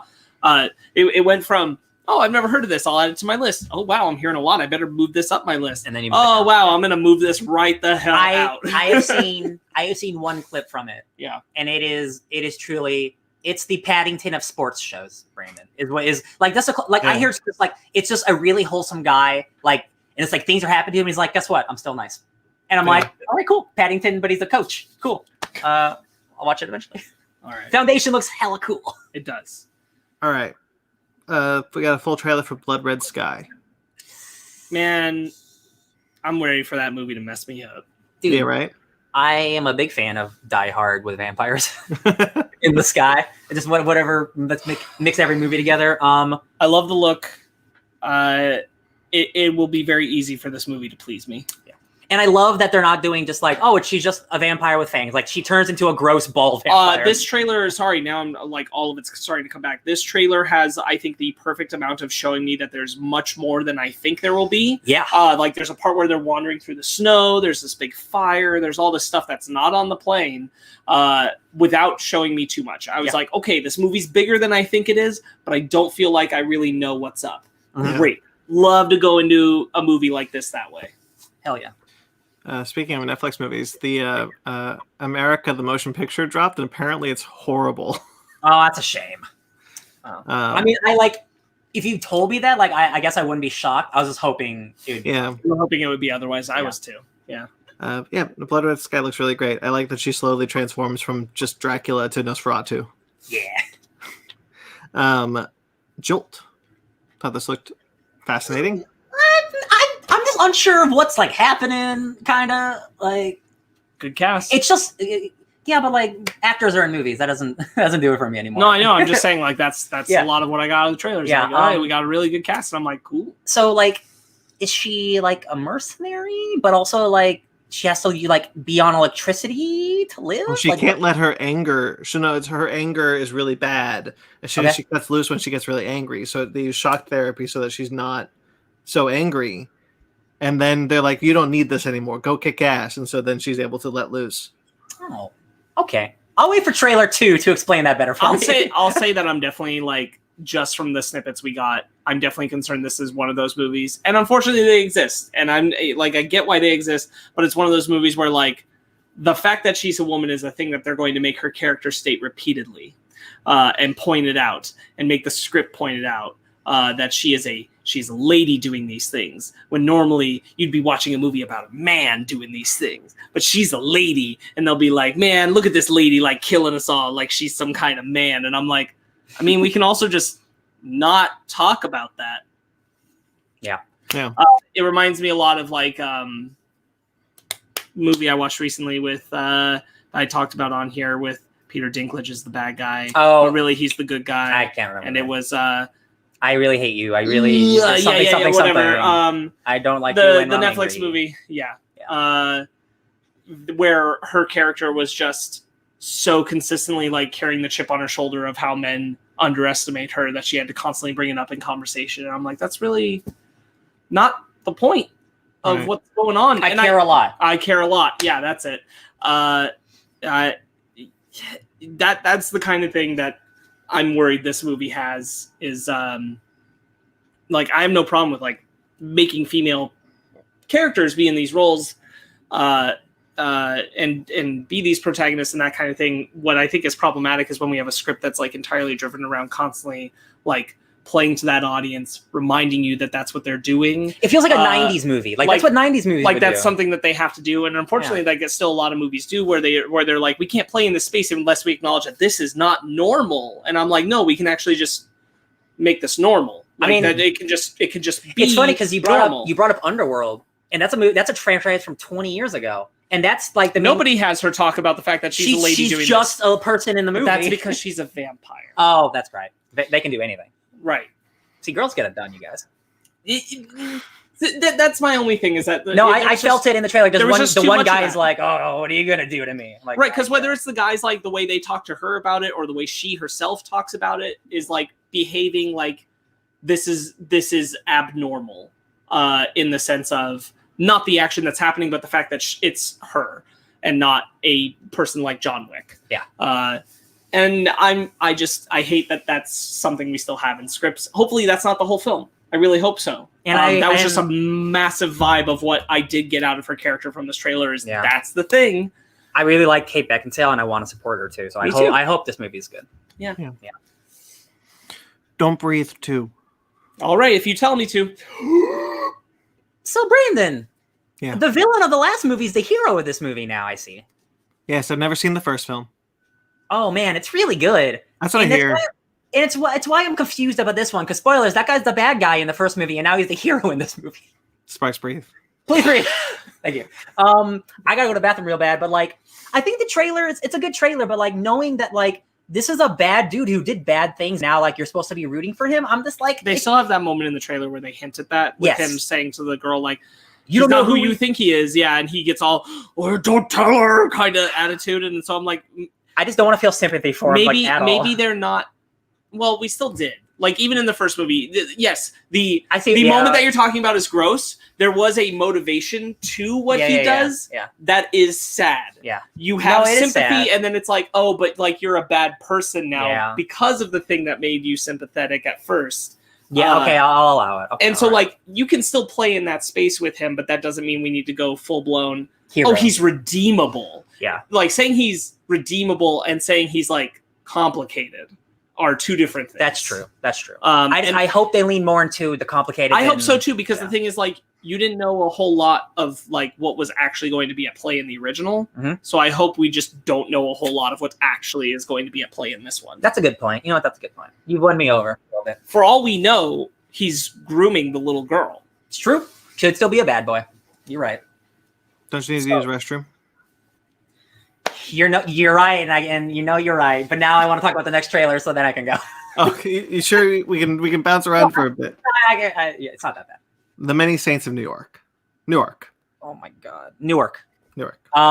So I didn't know you watched The Sopranos probably at the same time that I did because both of our parents watched it on HBO. 100%. Sopranos. I'm sure I didn't see like every episode, but I got most of it. Yeah, I definitely was watching it with them. Same with Sex and the City. Same with Oz. Sure. HBO Sunday Night Babies. Sopranos is one of the greatest TV shows of all time, and we were talking about earlier. It is the start of prestige television. Sopranos is the first true, real prestige television show. It set the trend. HBO in like 1999, 2000. It's not even that. It's that it proved that there was an audience for that kind of show. Yeah. Like big budget, like takes its time. Take an hour. And do your thing. David Chase is coming back to make this. Is it a movie? TV show? Yes. It's a movie. Okay, cool. So it's like the Vince Gilligan Breaking Bad thing coming back for a movie. The guy playing young Tony has that same James Gandolfini guy playing young Dom in F9 energy, where he's like you immediately by the physicality are like, That's him. I got it. It's almost spooky because it's a shame is almost spooky because James Gandolfini's passed, rest his soul. But like, well, he would have never played this anyway. No. What I mean is this kid still looks so much like James Gandolfini, he does. and it's like The kid's his son. The kid's James Gandolfini's son. Oh, I didn't know that. Are you kidding me? No. That's amazing. That's why he looks so much like him. Incredible. Good for him. On even then, like when That's I sweet. when I say physicality, I mean like he has Tony Soprano's like movements, his body, the way he's holding his body. He's a big so slow much guy. Like yeah. Tony Soprano. It's really good. It's so wild seeing a lot of these characters like 30 years younger or however it's supposed to be. It's maybe more than that, but like it's so cool because like I haven't thought about Sopranos in a long time. And then like we were both like, oh shit, we're gonna rewatch The Sopranos. Yeah, we have to, like, because like it is so good. And now it pumped me up. It pumped me up. Like this trailer looked really good. Like this was It did. Oh man, gangsters guy. Michael Gandolfini. That is so cool. What a legacy. That is incredible. That's now, awesome. That's like Ice Cube's son. Yeah. Yeah. No, that's exactly it. Mag says, I have high hopes for Michael. Yeah. Or Lawrence Fishburne, whose son played a younger version of him in Ant-Man and the Wasp, and everybody just assumed that it was that's right. Lawrence Fishburne, and then it's like, no, that's actually his son. And I'm like, oh, could have fooled me. Exactly. He looks exactly like his father. Well, I never watched The Sopranos. I missed that one. I think that you have enough appreciation for like big tentpole things that created a shift in culture that Sopranos, even just on that level, would have enough appeal to you to go back to. Yeah, I might check it out. How many seasons are there? That's a good question. I think that there's 5, but I'm gonna look it up real quick. Hi, Sweet Pea. My heart says 7. While you do that, you might be right. Alan Taylor, the director of many episodes of The Sopranos and Game of Thrones and Thor: The Dark World. 6 in between us. He's directing this film. Cool. Man, but the 6th season was like almost double the length of every other season. Hell yeah. 6th season was 21 episodes every season. Oh, real quick. 13. The end of the trailer where the music goes into the Sopranos theme song literally gave me goosebumps. Yeah. Because I haven't heard that theme song in like a decade. I was like, oh, I haven't heard this except in memes. Yeah. Really cool. Really unexpected, but cool. Clifford the Big Red Dog. That's the logo for the Schmigadoon. No, it looks like a kid's movie. Like I told Ryan, like the most I'm excited about it is for an excuse to go on Kaiju Weekly and then talk to them about this incessantly. It doesn't look like it's doing anything like. I'll say like as a movie for children, fine, great, sure. Like you're hitting all the right beats. I like if I had a kid, I'd be like, yeah. It just seems like generic. Watch this movie. Just generic. Yeah, and I think that's fine. I don't think it needs to do anything. Like Clifford the Big Red Dog never needed to be more than anything for kids. No, I agree. So I don't mind the movie trying to be. I'm just reaching, and Brandon, you like, I'm just reaching for the Paddington. Like, now that we know this is possible, it's like, why can't Clifford be really good? Yeah. And I know it's not, but I'm just like, why can't it? I mean, it can. You're right. Yeah. It's no Babe. It's no Babe. Or Babe 2, Pig in the Big City. Yeah, no secret. I've been having a rough week. This kind of hit me right here, and I kind of was into this one. I'm glad. That's fantastic. Yeah, I don't think there's anything wrong with that. I think what it's trying to do, it's doing well. From the appearance of the trailer, there's just not anything really to be critical about because it's not really designed in that way to do so. I think that like the biggest compliment I can give it is I think the sequence of him chasing guys who are in giant balls is funny. And I think it's inventive and good on them for thinking of it. I like a well-placed scream. I hate to say that I feel like I would like it more if I couldn't so obviously tell that the dog is fake. Why didn't they get a real puppy and just color him for when he's a little puppy? But it looks so fake. but I can't say that it isn't something that's hurting from me being able to like buy into the movie. There's this one shot specifically where she's like holding the puppy, and I'm like, you could have just had a puppy. It's clearly she's not holding anything, and I'm his scale feels inconsistent. Yeah. And I mean, even just like the size of his head proportional to his body doesn't feel consistent. And I'm like, is this a thing where he's constantly growing throughout the film, though? Or it could be, but even then, like I'm talking not from shot to shot. I'm talking I see his head, I see his body, and his head looks too big for the body that's behind him based on the side, like how puppies look. Yeah. Like they're not, they're creating it in every way, and it doesn't look entirely proportional. He's a cute dog. That's okay. That's fine. Again, like for the fare that they are aiming for, I think they're doing a great job. Good for them. I really do wish that the special effects weren't pulling me out of it, but I know that they are. It's a shame. It's like the entire point of the movie then. Schmigadoon. Woo! Are you familiar with Brigadoon? I forget. No.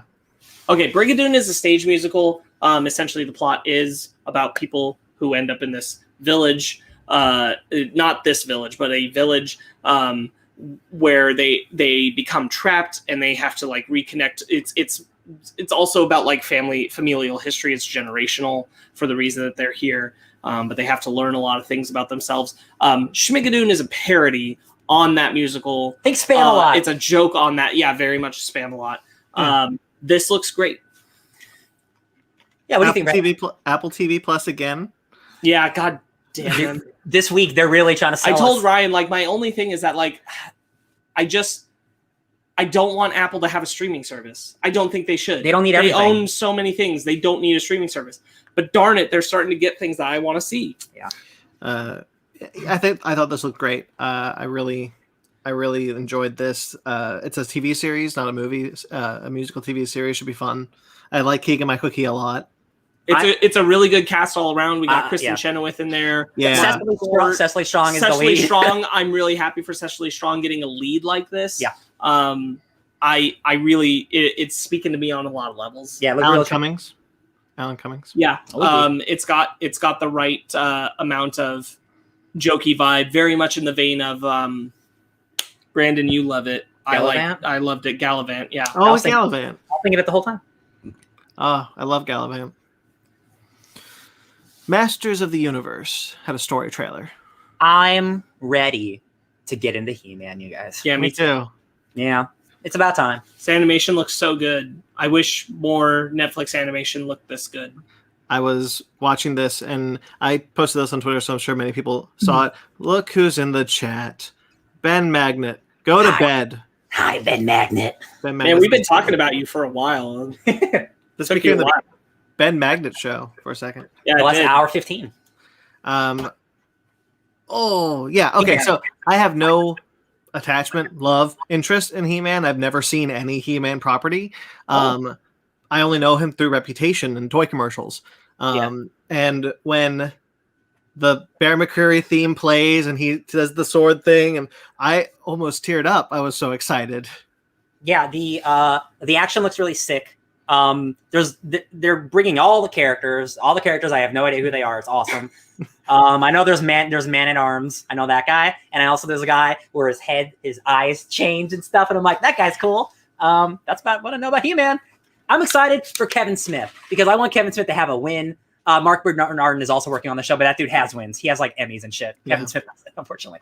So like I like Kevin Smith a lot, but like his movie output has not been my jam. So I'm excited for him to actually be part of something that, like, man, it looks really cool. Like, it looks really cool. Yeah.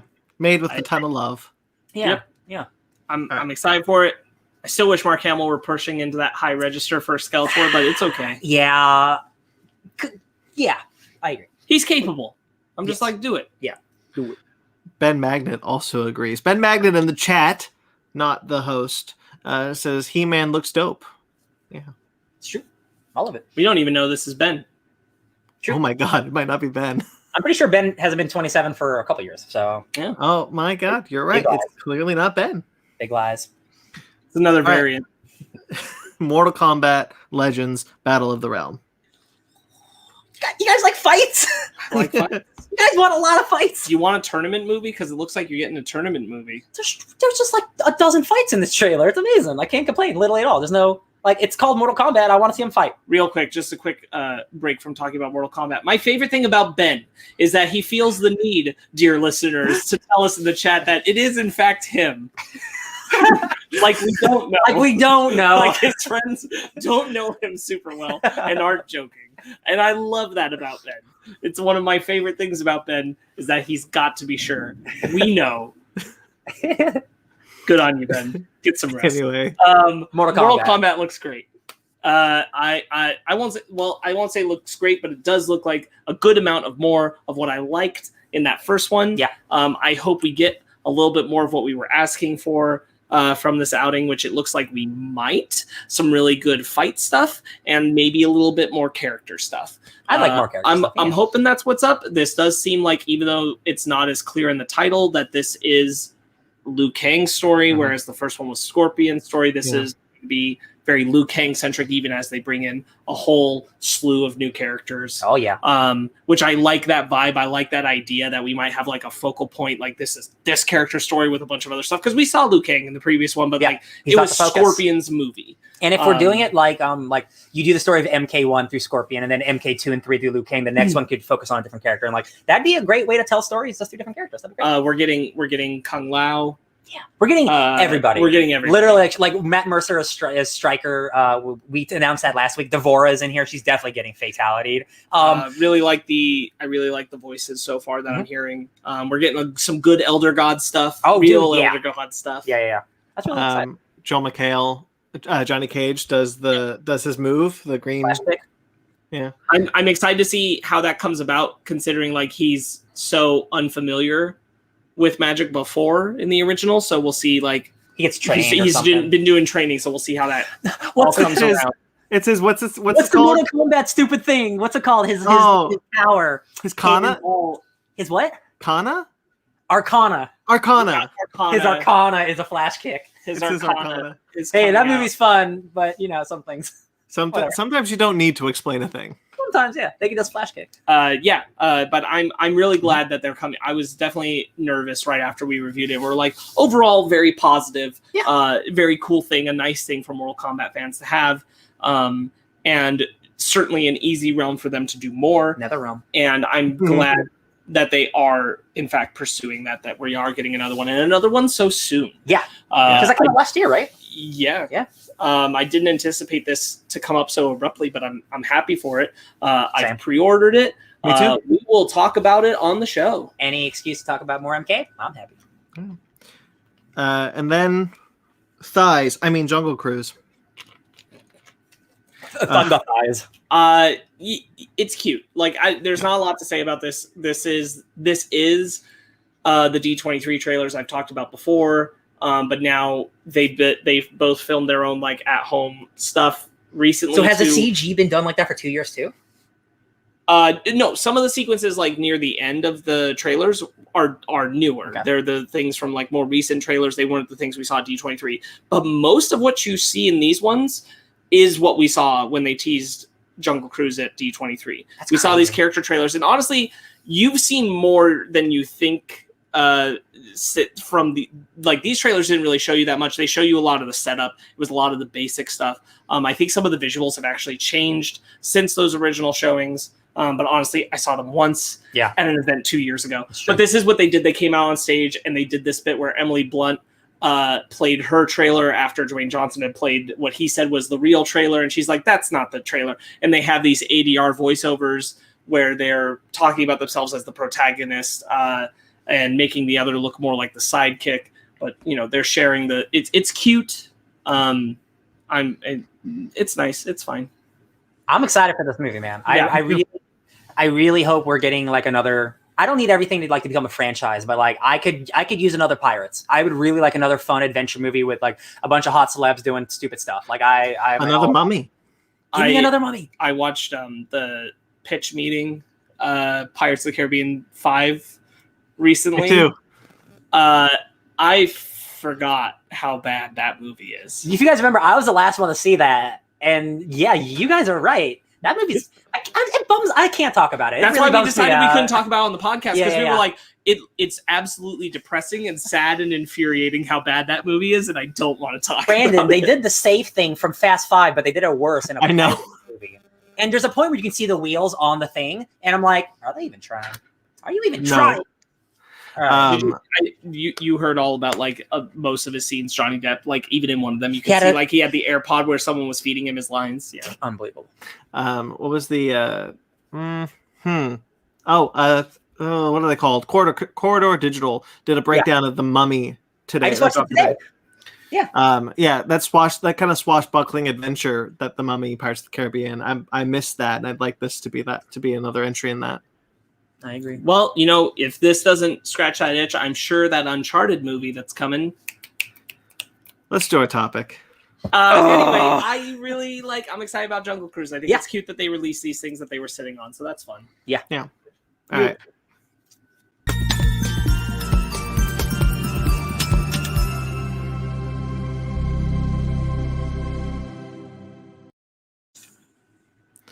Ben says, "Okay, bros, I sleep now. Have a great one, dude.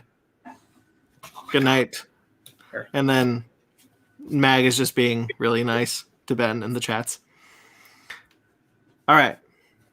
Talking about Luca. This is the new Disney Pixar original movie. Dropped on Disney Plus for free, for no extra charge, I should say.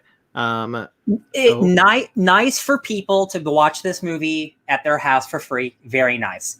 Really wish this came to theaters. Really wish this came to theaters. So full spoilers. Don't do anything more unless you want to be spoiled. So Luca, what do we think about Luca? I think it's very, very cute and charming. I had a really good time. Yeah, I think very much for what I wanted this movie to give me, I got entirely. I felt extraordinarily fulfilled when I was done. I'm very pleased. Yeah, I feel much the same. Yeah, I really like this. It's I don't know how much I'm really going to have to dig into because it's all just like it's wholesome. They wanted to be really, really good at a specific feeling and place, and they were, and that's great. I agree with Ryan. Like, my biggest thing is that I'm mad for many reasons about Disney Plus not putting Pixar movies and only Pixar movies out in theaters and instead just on Disney Plus without any extra charge for some reason. I don't know what's up with that. It does signal some kind of issue to me. I even could kind of maybe give you Soul because you just didn't have, like, you were doing like a Christmas thing because it was in December. And we were still in the pandemic. We want to give a gift. Yeah. We want everyone to feel this. Okay, I could kind of, sure. Luca, which is coming out after Cruella went to theaters and before Black Widow goes to theaters, which is next week in theaters. And Jungle Cruise goes to theaters, and all these things are on Disney Plus for an extra price or in theaters at the same time. I'm like, why is the really pretty Pixar movie not on a big screen where I can see its big, dumb, pretty animation? And if it was bad, I can get it. They're not dumb. Pixar, they don't make bad movies. And like they are money makers. So like pandemics are weird, but like bad business decisions, man. Like they could have made an easy couple bucks with it. I do think I would have enjoyed this more if I saw it on a big screen. We're all theater fans, but I think the experience is in fact different and heightened in that sort of situation. It's such a pretty movie. This movie was made to be on a big screen.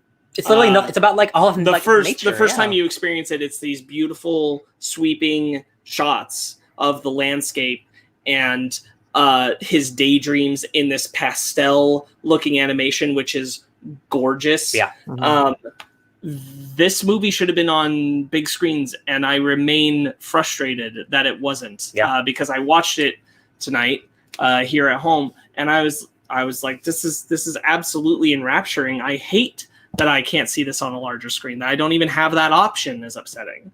Yeah. What I like about this movie so much is this is not an insult. There's not a lot going on. It's a very lackadaisical, like just people having fun. Like there's not an end of the world scenario. It's just like people just living their lives kind of. And it was just super refreshing because like, not that Soul is bad or anything, but like Soul is this huge concept, right? Like this huge thing. It's like he's just this kid just like living with another friend. I'm like it felt so just like easy to watch and so fun. I felt like it was just like a breath of fresh air. Right. There's a major quest, but the major quest is not at all the point. Yeah. And like it's just like I just really like the characters and it's really fun. Like I honestly don't know how much I have to be like critical on it because like it again, like it gave me exactly what I wanted. Like it was going for a thing and it did the thing really well. It wasn't reaching for anything super big. I really like the change in animation style. I really like this animator style for the movie. It looks really great. Yes, me too. The voice cast.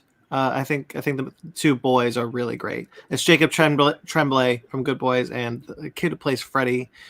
Jacob Dylan Glazer. Yeah, Freddy like from Shazam.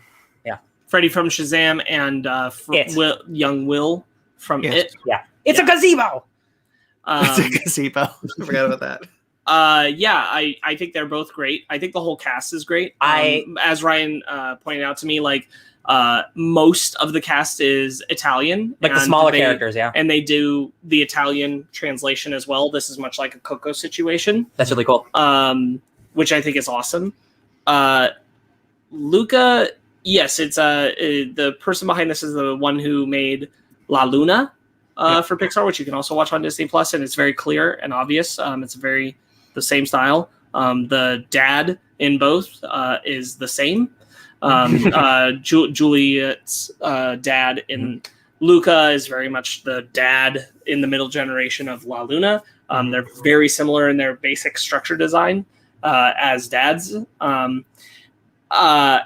I also agree, like, it was very refreshing to have just a totally new humanoid look from a Pixar film. It adds something very unique and special. There are moments where I think that the style makes it so that these characters almost look like they are fully rendered clay animation, like yeah. There's certain points where it almost looks stop motion, and I'm like, this is crazy. They remind me of Laika, but I know that this is Pixar animation, but like it's that clean, it's that smooth. The hair, dude, the hair. The hair looked good, but it wasn't until Julia, like her red hair. Like there's certain parts where I'm like, that's just red hair. That's just hair. Like it's crazy. Yeah, and like this doesn't look like any other Pixar movie. I love the mermaid design. I didn't know what this movie was gonna be off just the first couple of trailers, and I just really like that it's just so small scale. It's just like, yeah, we gotta win a race. That's the thing. But also at the heart of it, it's like this really awesome story about this guy who doesn't know who he is, and little Alberto. Oh. You mentioned the mermaid design. I also really like the design of the mermaids. I also really like the effect of the scales. It's like Mystique, almost. Yeah, a little Mystique of them transforming into the people, and I also really like it when it's like fast, like they pop into the next, into the transition. Yeah, I think all of the transformation animation looks incredible. I love that you're right. Like what this movie's really about, it's about Luca and Alberto, both two boys trying to find where they belong. And where they belong is not necessarily where they anticipate, especially when they start out on their adventure.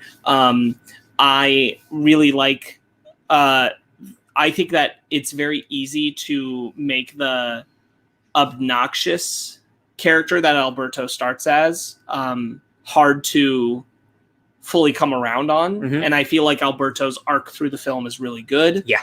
I think it does come from like I think he feels very true to a child who feels abandoned, forgotten. Yeah. Where he is, he's saying all these things to be impressive because he wants Luca to depend on him so that Luca won't leave him. Yeah. Because he doesn't want to be alone anymore. And I think that really works. I think that that's nailed really well because admittedly, like when Alberto's first there, I'm like, okay, he's this guy who says I'm an expert at everything. He's this noxious kind of attitude kind of thing. Like a know-it-all, yeah. But it as the movie goes, you get that confrontation between the two and what they want, and the connection becomes clear about why he cares so much about Luca. I think one of my favorite things about it is the clear bond that they don't say in words directly. It's all action and choice that Alberto forms with Mazora. I forget. But the dad, Julia's dad. The moment when Alberto has left and they come home and he's told that Alberto is gone, and he just drops the pasta dish. Oh God! And he immediately picks up the lantern. Yeah. And I don't think he wants to be found. And he's like, maybe not, but it's worth a shot. It's I need to go just in case. And I'm like, he's just Masuno. He's just the best dad. Yeah. And there's that, like, you think he's this like big tough like mean hunter, and then like, how did you lose your arm? Oh, what is it, like I got eaten by a shark? Got eaten by a sea monster. Oh, I was born this way, and I'm like, oh, no, this is just how I came into the world. That's and so it's like, sweet. Yeah. I love his cat. Oh, with the mustache. Yeah. Good bit. The cat is a good repeated comedic bit that doesn't get old. Yeah. My favorite character is only in the movie for 2 minutes, and it's his uncle, like Lugo, who is the bottom feeder fish with the glowing thing. You saw the end credits. Yeah. Yes, yeah. And he's just talking about eating whale carcass and like, oh, it just comes into your mouth. You just can't help it. It just falls in. Like, I would watch shorts of that character. 100%. The animation is so good that, and the mermaid design is so good that they are able to make everyone look distinct, have different features. For example, if you're a bottom feeder merman, you are translucent, and you don't need sun on down there. Yeah. Yeah, and I think that's really cool. Son, you gotta punch him in the heart. No, you gotta punch him harder. Real hard. Right there. It's the red thing. Yeah. I all the designs of the mer people when they turn into humans, like especially the parents, I love them. Jim Gaffigan, I didn't know it was Jim Gaffigan until I looked it up. That dude rules. Maya Rudolph rules. Those parents are great. Just like pushing kids in the water fountains, like being the best soccer player. Just like I'd watch shorts of those characters. Like again, like every character, no matter how big or small, was just really charming. Even the bully Italian kid who is a catfish because he's got stupid whiskers. I even liked him. He's a jerk, but like. Really charming. But he has the really fits in the world, real good jerk energy. Yeah, like all the kids like cheer for him. He's like 17, like all these. But all the kids don't actually like him, and like it's very obvious. He's like, raise your hands, and like not even everybody raises their hands, and he's like, see, it's everybody, and it's like, oh man, you are. Ooh. The bit where he covers his friend in oil and has him swim out there is really funny. With Angela, like, what are you doing? Keep swimming, and he's like being eaten by these fish. Just out in the water. Ah! Yeah, it's pretty good. There's a moment. Obviously, every movie has to have like the sad part. The turn where Luca is like, oh, it's a monster to Alberto. Yeah, just ruins me. And I did not see that moment coming. Yeah, I saw Alberto heading into the water and revealing who they were, and I'm like, all right, here we go. Something's gonna happen. I did not like the moment when Alberto's like pointing out, see, Luca, I told you, and Luca cuts him off and he's like, see, monster, and has that panic, and Alberto's face. Yeah. And like, oh no, no. Luca was not the person I expected to do that. So like that was a sad moment. That was real good. Yeah. Yeah. Silencio Bruno. Should I read Ben's thoughts? He wrote them down in the drive. Do it. All right. Aptly titled paragraph called Ben's Thoughts on Luca. Cool. A very good Pixar film. Not the best, but definitely not the worst. I love the style and look of the film, and the character designs for the humans look better to me than what we've seen in other films. The sea monster designs are cool, and I love how the change is instantaneous on the environment. Great sight gags like the trailer scene when Luca spits water into Alberto's face to reveal a bit of his sea monsterness. Also, I love how the dad was born missing an arm and not because a monster took it. This is one of those movies where I know it's not as good as other Pixar films, but I can't think of any real complaints or critiques. It was hilarious. I felt for the characters during the big emotional beats, and I love seeing what happened after Luca and Julia. It's Julia. spelled with a G. It's Julia. It's spelled with a G. Yeah, it's an Italian spelling of Julia. Left for school during the ending credits. Still a solid film, and I'll wait to give the rating till we. Oh yeah. The end credits were gorgeous. And I was kind of hoping like, oh, there's our sequel.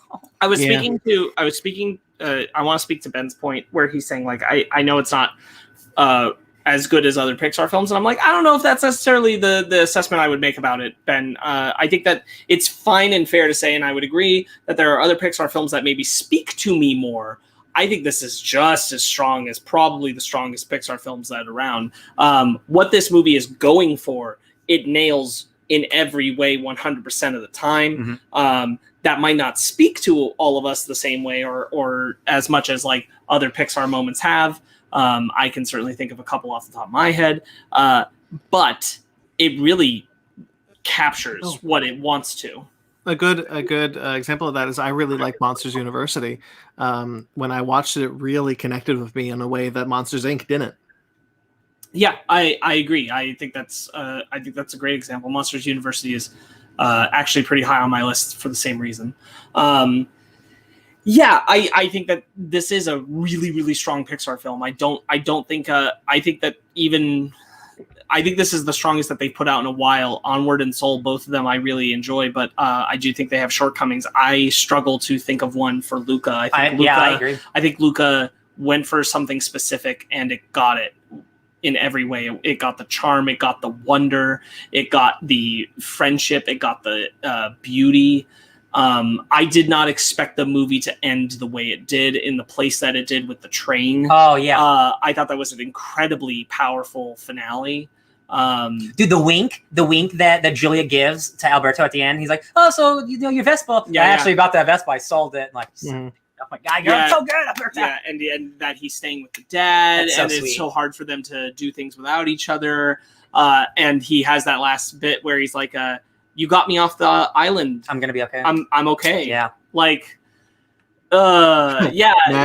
Mag's right. Yeah, it has a Ghibli moment with the pasta. I also am hankering for pasta now. We ate the wrong thing for dinner, which we thought we were on it. We did pizza, but we were off. You bring up a good point though, Mag. I think that is probably its closest analogy is a good Ghibli movie. Yeah. I'm thinking like Ponyo. This kind of lives in the same space I think as Ponyo does, where it's like it's not particularly like high stakes. But it's just got a lot of good charm. vibes. It's just got a lot of good charm. Like half the movie, it's just a bunch of kids having fun. Yeah. Like there doesn't need to be like huge, like again, like it's not that type of movie. But like I'm glad it's just like just a guy being dudes. It doesn't need to be Onward, where if we don't get this crystal, the world's then we're end. never going to see our dad. Like fully more than legs. Like it doesn't need to be that. It can be like. Yo, man, we just kind of want to get this bike because we want to check out the world. Oh, wait, are we finding family? Yeah, family. There you go.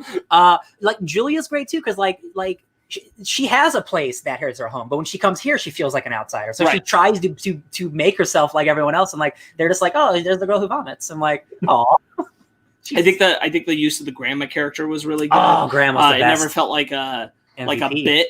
It just felt like a good presence and a logical one. When Luca leaves and she's just like eye open. Yeah. Just consistent solid work from the grandma. Oh, I come here every weekend. Yeah. The reveal of the uncle was really good because he's back in the dark and you don't see him till he lights up. Yeah. Wait, there's the really poster. Strong. There's like the creature from the Black Lagoon poster, and he's like, oh, Luca. Yeah.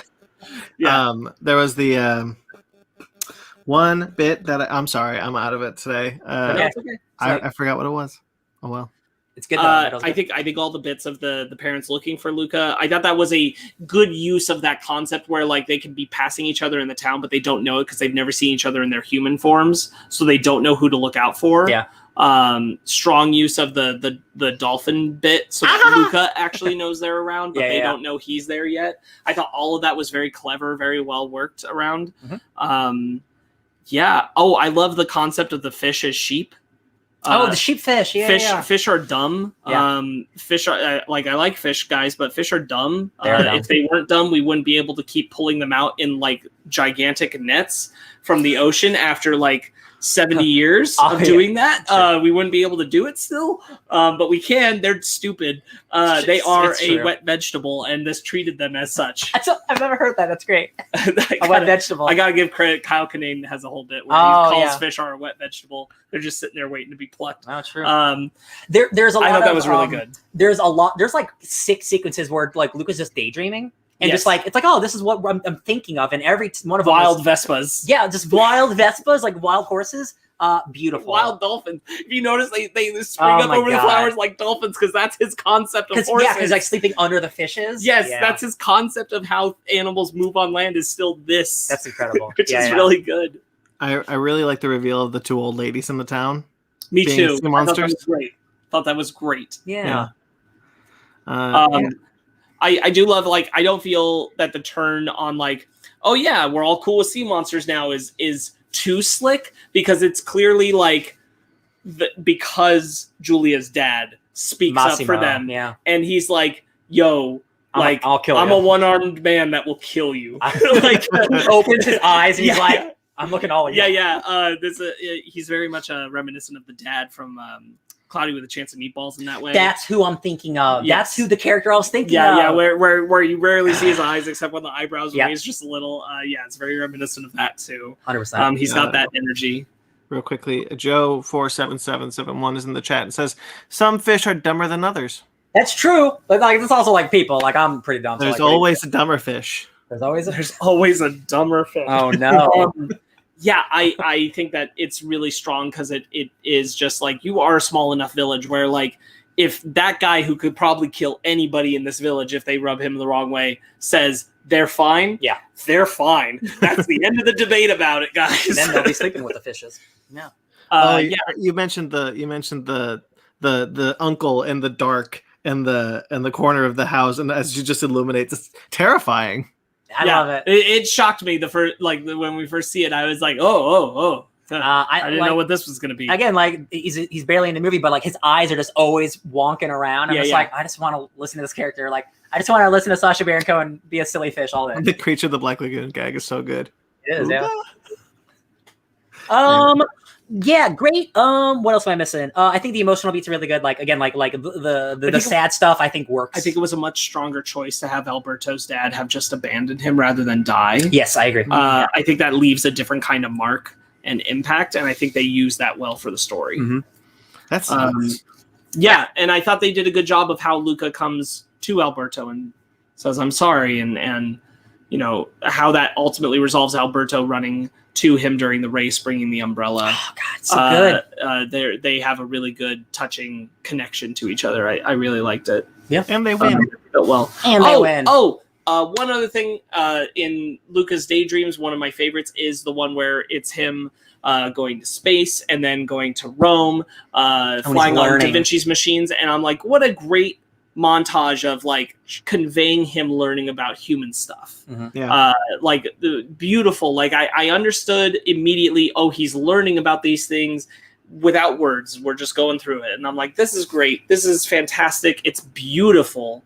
There's like his daydreams look like they're painted animation that he moves around in. Mm-hmm. And I think it's incredible. Yeah. Love it. Again, I wish this is one I wish I could have seen on the big screen. Yeah, I agree too. Okay, why don't we rate it, Ryan? Ooh, what do I want to rate this bad boy? I'm gonna give it a 9. I really liked it. I don't think like it's just nice and charming, and it's just like I'll put this on again before some of the other Pixar movies because like it's a little less. I can kind of just have it on. That sounds negative. Nice if you want to vibe with it. If I want to vibe, if I just want some nice 60s Italian vibes, like this is good. 9. And that like the village looks so beautiful. Yeah. Mag says no Ratzenberger cameo in Luca. That's true. Is that true? We've actually been starting to lose the Ratzenberger cameo in every movie for a little bit. It's been slowly happening. But yes, you're correct. That's sad. It is what it is. The time comes eventually, I guess. Sparks, what would you rate it? 10 out of 10. Hell yeah. Wow. As far as what this movie set out to do, and as far as what I hoped this movie to give me, it scored perfectly. So why wouldn't I rate it a 10 out of 10? It could not have done better. Hell yeah. As far as I'm concerned. Ben says 8.5 out of 10. And by that logic, Brandon, you're an 8. I am actually. Yeah. Okay. Yeah. That's how it goes. I am an 8. I mean, personally, I'm an 8, but you know. Oh, okay. No, I 8.5. Be nice. All right. So, shall we get into our book club then? Let's exit into the book club.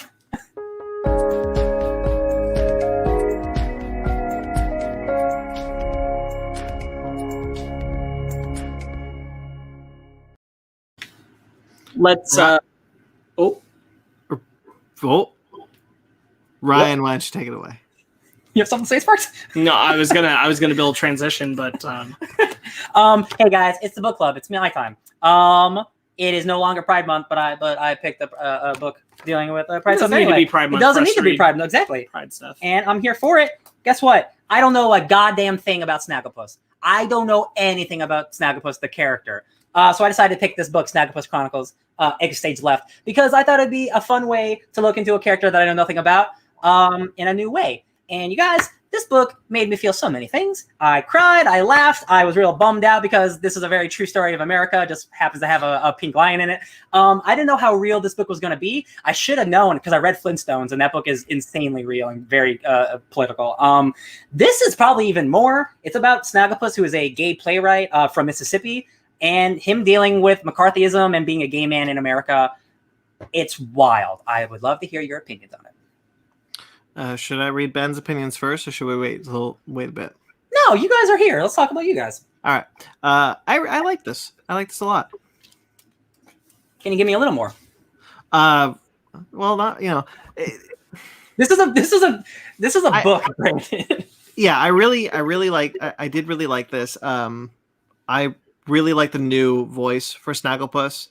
I think it works really well with the tone because he's.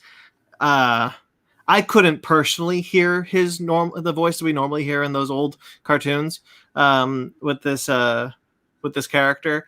I thought that the recharacterizations of things like Quick Draw McGraw and Huckleberry Hound and Doggy Daddy, Augie Doggy, sorry, or Augie Daddy. That's a different book, man. Sequel. I thought they were surprising. I didn't see them coming, and I thought their inclusion was really good. And we've also got the hippo. The hippo's another Barbara character. Peter. Oh, okay, I wasn't too familiar with the hippo. The squid as well, I would imagine, right? So, yeah, Squidly's also. So I am not familiar. I mean, I know of these characters, but I have no connection to any Hanna-Barbera stuff if they were not part of Adult Swim. Because I grew up watching Space Ghost, Coast to Coast, and Harvey Birdman and Sea Lab. So if any of those characters were on those shows, that's not what those Hanna-Barbera shows are. So I have no real connection to these characters. So this book spoke to me on a level like these are just regular new characters to me. Like this isn't Snagglepuss from the 50s or whatever. Like, which I think is totally fine. I don't think you need to. Just readers and listeners, if you have vaguely heard, because we haven't gone into many details, I highly recommend if you just want to go read this. It is a 6-issue thing. Snagglepuss Chronicles has a stage left. I highly recommend it. If anything we've set up to this point interests you, you don't need to know jack crap about Hanna-Barbera characters to like this book. It's not about Hanna-Barbera. It's about being gay in the 50s in America and potentially being a communist in America. Back when Snagglepuss is the vehicle, not the message. Yes, look at that. Vehicle, not the message. In terms of writing, this is one of the strongest pieces of writing I've ever read in a comic book. Mark Russell has a way of articulating things that like only comic book characters can say, but it still feels super real. Like every other page, he was spewing some like beautiful like lingo, and I'm like, oh my god, that's like on a wall someone would hang up. Like I just think it's a really really powerful book. I really enjoy the scene with Snagglepuss in front of the House Un-American Committee. Yeah. I thought that was really powerful. How he's like yelling at the lady and mentions the fact that Huckleberry Hound is dead, and seeing her take a pause, like, oh, I didn't mean for that to happen, but then immediately switching to being like, well, he should have kept that a secret then, because having any amount of humanity would be just insane, right? So real quick, Brandon, because you didn't. I read Ryan's trade copy, but I don't think you had access to a trade copy. No. The trade copy actually has a brief piece at the beginning called it's from the Suicide Squad Banana Split special, and it's put into the trade, and it's actually the first time Snagglepuss was brought in front of the House, where he behaves much more just the way he does wordplay when engaging with the House. It is his first encounter with the House that's referenced in the rest of the story. Is much more, he looks like closer to his cartoon appearance, and he does wordplay around them the same way, which is why they're referencing the embarrassment. It also has him telling Augie Doggy the story of the fire that's referenced at the very end with the hippo running away, and him talking about his philosophy as a playwright after that. It's really nice. I think it adds a lot of the foundation of what the rest of the story is built on. If you have the chance, go ahead and check it out. It's not that long. But I thought you'd be interested in that. It's really, really good. I haven't really said my overview thoughts about this. I did not think that a comic about Snagglepuss was probably going to be my favorite read of the year. But here we are. Guys, I think a comic about Snagglepuss is my favorite read of the year. I have already ordered my own copy. Hell yeah. I can't not have this book on my shelf. This book is exceptionally good, guys. The something came over me like when I finished this comic. Like, this can only exist in comic form. This this comic could never be a movie. They could, but it wouldn't be the same. I wish like, it could be. I was sitting here like only because I want more people to have seen this. Yes, and that's what I mean. Like they would never turn this into like a big thing. No, God, no. And like it is so powerful and it's so real. What's powerful and real about it is this is real. There are people like it's talking about Marilyn Monroe and it's talking about people who worked for the Un-American Committee back in the 50s. Like a lot of these people are real. It talks about Khrushchev who run the Soviet Union. All of these people are real except Snagglepuss. It's very Forrest Gump in that way that he ties. Snagglepuss is tied in seamlessly to real people and real events that happen. This isn't an alternate history. This is our history. This is our history, yeah. And I could go. I have literally like 100 pictures of every great piece of writing, and it just turns out it's the whole book. It's the whole book. But there's a great line that Snaggle's talking about the difference between television and theater, and he says television is about creating stars. Theater develops actors. Yeah, that is so real. That is so good. Well, I also love it. At the end of that same issue, they revisit it when he sends Clint Eastwood out of his show because he says you need to go do westerns, and gives him advice to act more like Marilyn Monroe. You need to breathe out. You need more, to do the breath thing more, and says stars are really important because they show us things that we'd like to believe we can be. Yeah. Theater is important because it shows us who we actually are. Yeah. Oh, it's so good. Which I thought was New York. I'm like, that's a really good broad general analogy. Yeah. Honestly. Hey, people come to New York for two reasons: either to disappear or to live the life they were always meant to. Like every single page has like some little like piece of wisdom that I'm just like hot dog. So I kind of got what I was getting into a little bit in issue 1. But where it really hit me, and I'm like, oh, I see what I'm getting into, was when he's talking to Pablo at the bar in issue 1, and he says, Snagglepuss says to him, I understand, but this is different. This is America. And Pablo says, that's not an argument. It's a nightlight. And I went, well, you might as well just tattoo that on my heart because that's just America. Happy 4th of July, everybody. Hell yeah. That's a pretty good assessment of America. And unfortunately, that's still a pretty good assessment today. Oh God! But one of the things that like shook me was getting to the end of issue 1, and you have the couple that's attending an execution the way they would attend a theater show. The Rosenbergs, yeah. That was wildly uncomfortable. I'm pretty sure these are the actual people who were tried and they were executed for being communists in the 50s. So yes, and it's so poignant and sad. Yeah. This book is doing a lot, and it's doing it all really, really well. And it still connects to the cartoons. That's what I fully did. That amazed me. There's one scene. It's a scene that made me cry. It's the scene where what's the horse's name? Quick Draw McGraw. Quick Draw McGraw. He has a lover and he goes to this gay bar and he has to go to that gay bar and raid it. His lover is Huckleberry Hound. His lover is Huckleberry Hound, and he's like, "Oh, hold on, nice to see you again, officer." Hold on, real quick. We need to take a quick pause. What did I just say? Famous cartoon character Quick Draw McGraw was the romantic lover of famous cartoon character Huckleberry Hound. Yep. And he had to bust in on a raid to the gay bar that Huckleberry Hound, his lover, was in. Continue. Yeah. And he has the acknowledgement of like, "Oh, I've seen you. Hello, officer. Nice to see you again." And this is a movie. This is a comic that's about gay people, right? But there's been no slurs. There's been no like real violence. It's been a very PG book so far. The one time they use a really, really aggressive slur in the comic, and it ruined me. This is the most devastating page I've read in a comic. Yeah. Truly, like. Maybe in years, like the panel on Quick Draw's eyes right before is so powerful, and it conveys so much of what's happening in that moment. Yeah.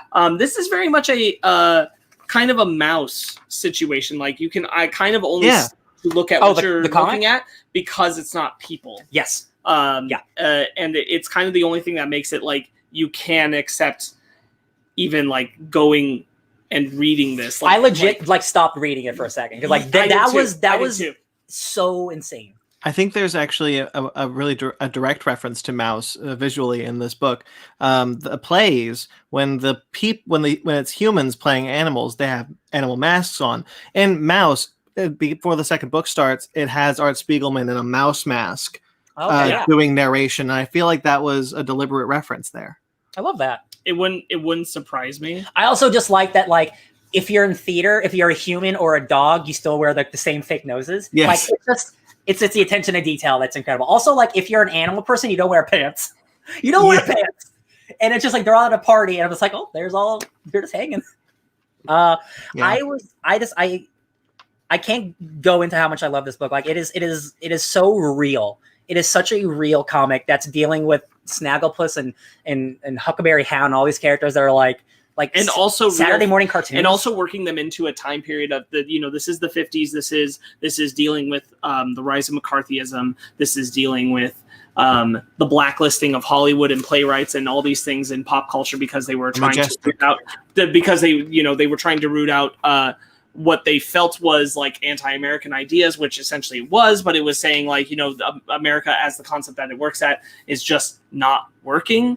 And what actually it needs to be addressed is the needs of the marginalized and these people. And the more that pop culture leaned in that direction, they were like, let's go after them and say they're communists, but really we're going after people of color, people who are championing people of color, people of different sexual identity or orientation, or who were queer, or what have you, and that's what's going on here. It was an excuse, yeah.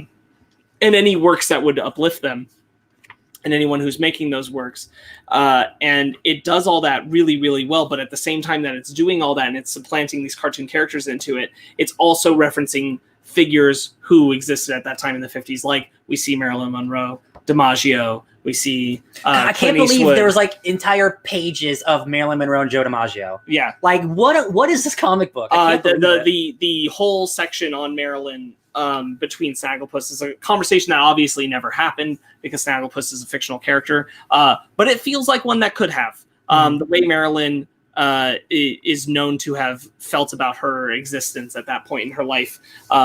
It was really, really strong. Really powerful. I didn't realize that because again, I don't know these characters very well. Like that it was Quick Draw McGraw until issue 6 when he holds up his poster, and I'm like, oh my god, this is crazy. Yeah. And it's like his way of like repentance. I'm like, I got caught and I messed up, and like I know, and like I just can't believe that this exists. Like this is truly like one of a kind. I can't either. And this makes me so excited to go and finish more of the Flintstones book because this is what the Flintstones is. Yeah. But like dealing with capitalism and the family and stuff, and I'm like, sure. Here. Mark Russell, man. And Mike Feeman did the art. The art's great. But the art is great. This makes me want to look at because Mark Russell also did a couple books for DC, like Super Prez and like the 1%, and like these other books that were during like the DC New. Yeah, and like apparently those books are really good, but I never gave him a chance. But it's this guy, and I'm like, well, shit. If this guy has been doing this forever, then like I'm just gonna go and look up the rest of his books because like this is truly like a next level book. The book he has right now, it's Second Coming. It's Superman hanging out with Jesus Christ. That's what the book he's writing right now. Yeah, dude, like this book is so good. This book is too good for any podcast. Yeah. It's exceptionally good. The way it handles its politics, the way it handles its characters, the fact that there's still even just give me a break. The fact that there's still even just the stuff about you kind of know, but like for sure at the end that Snagglepuss is visiting his own father, who disowned him and didn't. Oh care my god! For him when you found that out, oh my god, dude. I will say, like, his name's Scotty. His name's Scotty Lion. If you are going to check this out, like, be really careful. The content warning, trigger warning. There's suicide in this. And I'm going to talk about it a bit here. So, like, if you want to jump forward like 2 minutes, go ahead. Because this is, understandably, and I almost question if like it needed to be in this comic, because we're already doing a lot, and I don't know that this particular button had to be pressed, but Huckleberry Hound does end up committing suicide in the story, which but it is a sad reality. I think it does serve the proper purpose. I understand why. I just understand that also there's a lot of discussion. Also, like this is not at the time when this comic was written, but there is a lot more discussion about like trauma. How we handle, why we handle the use and implement the use of suicide as a character choice and things like that. And I don't have a final idea on that. I'm not sure. I think it probably should be here. But I will say, like, it gives me pause. If Huck Jr. wasn't in the book, I might agree. Yeah. But I think, like, him specifically leaving in his suicide note, like, don't let him have the life that I had. Like, right. be there for him. Like, I think my problem with it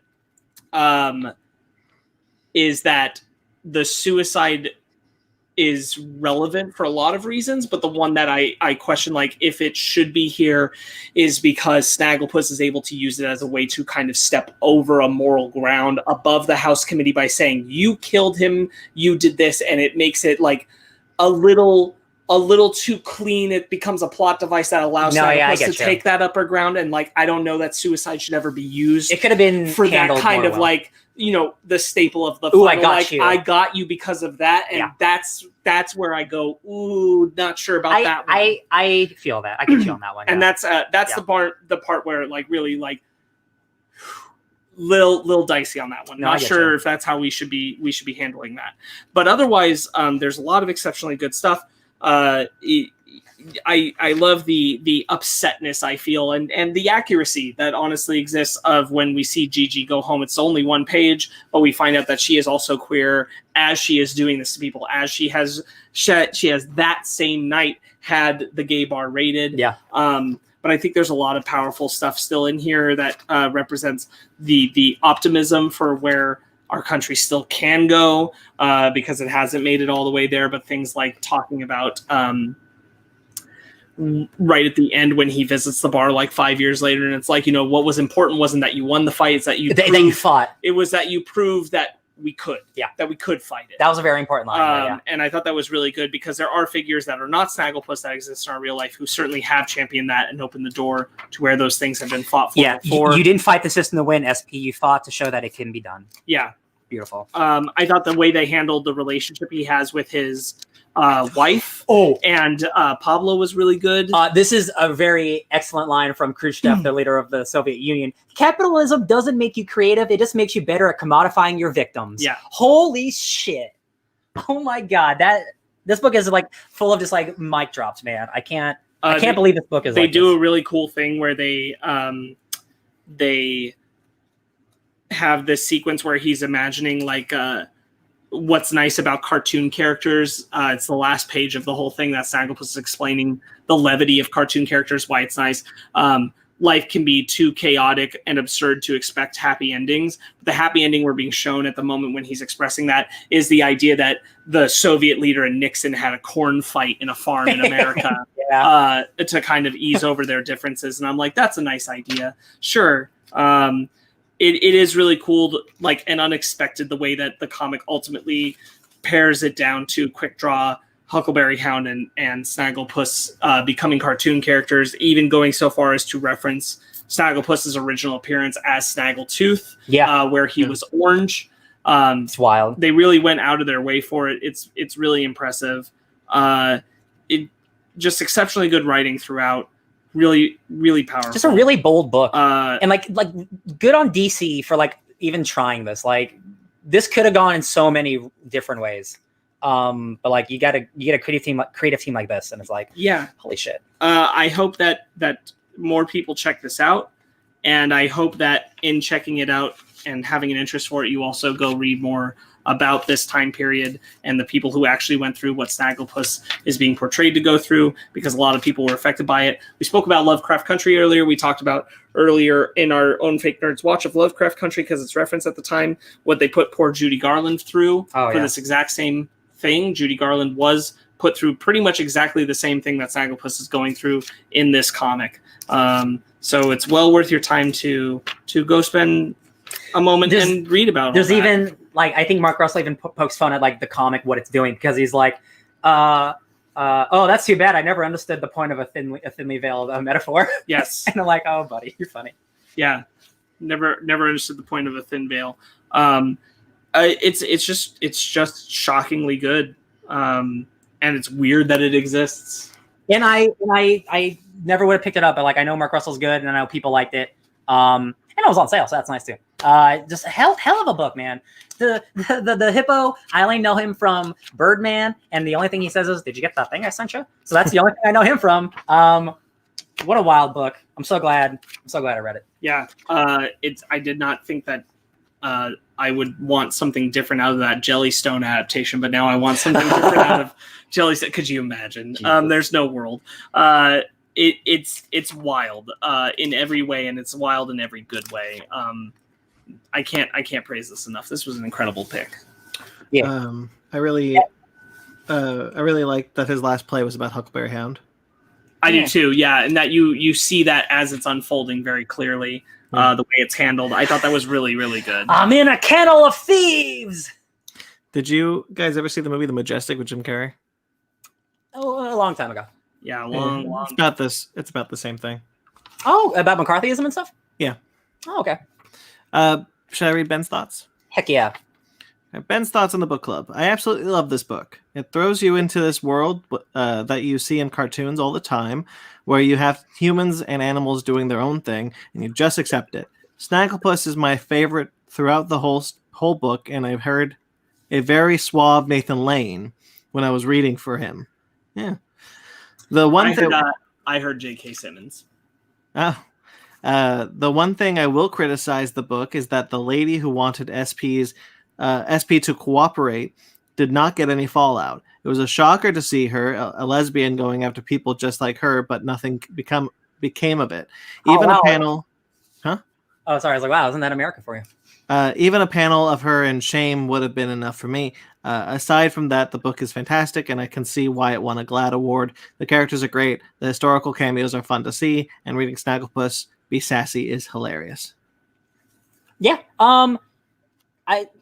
You're not supposed to see that lady get her comeuppance because that's what happened. That's because that's real life, and this is America. And obviously, that's not what happened specifically in the Snagglepuss situation. But yes, the people who went after these people, nothing bad happened to them. Yeah. And some of them were closeted queers who take it out on others because it allows them to stay up in power. Like that's what happened. I mean, that's what happened with the horse. Ben needs to read more about McCarthyism. That's what we learned tonight, guys. I did want to spotlight one other line piece, which is the part where they're putting on the show for the night while Snagglepuss has had to go the next day to the hearing, and the director is doing... Snagglepuss was the only one who would hire me. He gave me my life back, which is a shame because after tomorrow I'll probably have to pretend like I've never heard of him. Yeah. Anyway, let's put on a good show. There's a lot of incredibly great lines. This is an amazing script. Just one second. Mag says, now I need to check it out. Yes, you do, sir. Yeah, Mag, it's exceptional. Truly exceptional. We couldn't spoil it on here. Like, it's so good. Yeah. So it's my turn next week. Yes. I don't know what it is. I'll let you guys know. But next week we're going to be talking about Black Widow. Oh my God. We're finally here. We're finally here. Black Widow. I'm really excited. Yeah. I'm really excited. The MCU. I've heard everything around the board on reviews, so I'm so excited. The MCU is back on the big screen or the small screen if you want to pay $30 on Disney Plus. There you go. All right. So that'll do it for the show. Thank you all for coming. We greatly appreciate all your support. Hey. Do we want to do a Black Widow bingo card? Do we? I will. I'll do it on my own. Okay. I'll think about that. I'll think because about it. I hear there are more surprises in this movie than you expect, so that makes me go, okay, where's my cameo brain going? So Julie Louise-Dreyfus is the center one, right? No, they could cut her out if they're dumb. I don't know. Real quickly, Mag says, very important, take care, guys. Happy 4th. Stay safe. Keep your pets safe tomorrow night, and catch you later. You're the best, Mag. Thank you, Mag. I will be relying on Ryan and my fiance to take care of my pets because I have to work. Yes. But thank you. Tomorrow will be very difficult on pets. Yep, it's going to be really hard. I may or may not have already called 911 on people. It was loud out here. It was bad. Well, you can check out some of our other shows on this network. We got a plethora of them. You can check out such as Conversation, which is my show where I talk to podcasters and whatnot. My most recent episode with Reese Devlin from the Crake and Banter podcast. That's up now. check that out. Of course, you can check out the other shows on this YouTube channel. Make sure to like this video and subscribe to this channel. And you can check out our other shows, such as Fake Nerds Watch, which we've mentioned multiple times, Lovecraft Country. We've done that. We've done many shows, and we're currently going through Loki. Episode 3 is linked below, and episode 4 will be recorded soon, so that'll come up soon. You can check out Basement Arcade and Basement Arcade Pause Menu. If you're not tired of E3, Basement Arcade Pause Menu did a whole thing with Inga from Adults Talking Anime and Patrick Brickhouse from that show that we definitely talked about as well. Retro Blast Podcast. Retro Blast Podcast. He talks to them about E3 and whatnot, so that's linked below as well. Of course, the Fake Nerd Book Club and Animation Station, our newest show. You can find all those shows up on this channel. Wear a mask if you want. Don't wear a mask if you don't want, but you can check out some masks. We got the Crafted by Z mask still available. Got a couple of those left. If you want a fun souvenir from the worst year and a half of our lives. So far. And of course our Patreon, which I'll pull it up again at the end of the show. Our Patreon now has a new shirt up until October 1st. Don't be a dick. If I could have made, do you think that's how That's All Folks goes? Isn't that what it is? No, it's not. That's it. That's what I was doing. Oh, okay. It didn't sound like that. Got it. It's designed for those of you who can't see it. It's designed in the That's All Folks logo from the end of the Looney Tunes cartoons. If I could have made that into a graphic with that song, I would have. Copyright. But I cannot. I don't have that skill. Check it out. That's at the $10 tier. You can check out, of course, our other tiers on Patreon, linked below. $1 tier, $5 tier, $10 tier, as I mentioned, and the $20 tier. And of course, you can check out our TeePublic, our new shirt for Animation Station. That's up there now. I think they're actually 35% off right now, all shirts. So check that out. Linked below. And of course, our website where you can find all of these links. That's also linked below at www.fakenerdpodcast.com. Thank you to everyone who listens to the show. Thank you to everyone who watches the live stream. Thank you to everyone who just watches the replay. You guys are all great. We love our fans. Or we love our... The fans is weird. I don't like that we have fans. We have friends. Ooh. That's a little I wouldn't personal. go that far, though. Yeah, but okay, I wouldn't say fair enough. acquaintances either. None of you should be calling me and asking me to help you move. Yeah. We greatly appreciate all of you for your support over the years. Thank you. Thank you to Jeremy Bellucci, who's our intro music you've heard through the night, through the podcast, and every theme song for every show we have. A new theme for Basement Arcade when that gets up and running again. Forever. So you can check out his stuff at Jeremy Bellucci Keyboards. Of course, his podcast, Suburban Proctologist, on iTunes at facebook.com/Suburban Proctologist Official or Instagram at SubPodcast. Thank you to Mike Patola for designing our new Patreon exclusive shirt, Don't Be a Dick, and our last Patreon exclusive shirt and our logos, some of our logos. He's a great friend. He's been on the show. We love him. You can find him at Mike Patola on Instagram and Twitter. You can find us on Twitter, Instagram, and Facebook, all at Fake Nerd Podcast, fakenerdguys@gmail.com. If I have to get in touch with us personally, I am at BT McClure on Instagram and Twitter. Ben is at BenMagna27 at Instagram and Twitter. Sparks. You can find me very excited to honestly read that Snagglepuss comic again in the near future. Best read of the year. Go check it out at SparksWitty on Instagram and Twitter, SPARKZWitty. Ryan. Will I read some comic books tomorrow? We'll find out at DJ Tony Snark. Is it your day off? It is. Oh, yeah. He will. Because tomorrow we normally record tomorrow and watch movies, but I tomorrow off. I felt like it was Sunday. I know. I work tomorrow. I know. Welcome. We're recording. I know. Life's strange. My life is. Well, it is currently Sunday. It's true. Oh no! Sunday Don't tell me. I'm gonna be all kinds of messed up. I'm not gonna say to the audience what I do for my job, but I will tell you guys who know that I fell asleep last night because I was in training, just dreaming about buttons and consoles and levers, and I'm like, That's how you know. All right, subscribe to us on iTunes, Stitcher, Google Play, TuneIn, Spotify, iHeartRadio, Amazon Music and Podcasts, and Pandora. You work on a steamboat? What'd you say? You work on a steamboat? I can neither confirm nor deny. Buttons? It's Steamboat Billy Jr., right? That's Yeah, what it I is. can neither confirm nor deny anything. He's the Jungle Cruise. Rate and review wherever you get us. Rate and review wherever you get us. We greatly appreciate it. Like this video, subscribe to the channel, and until next week, guys. Silencio, Bruno.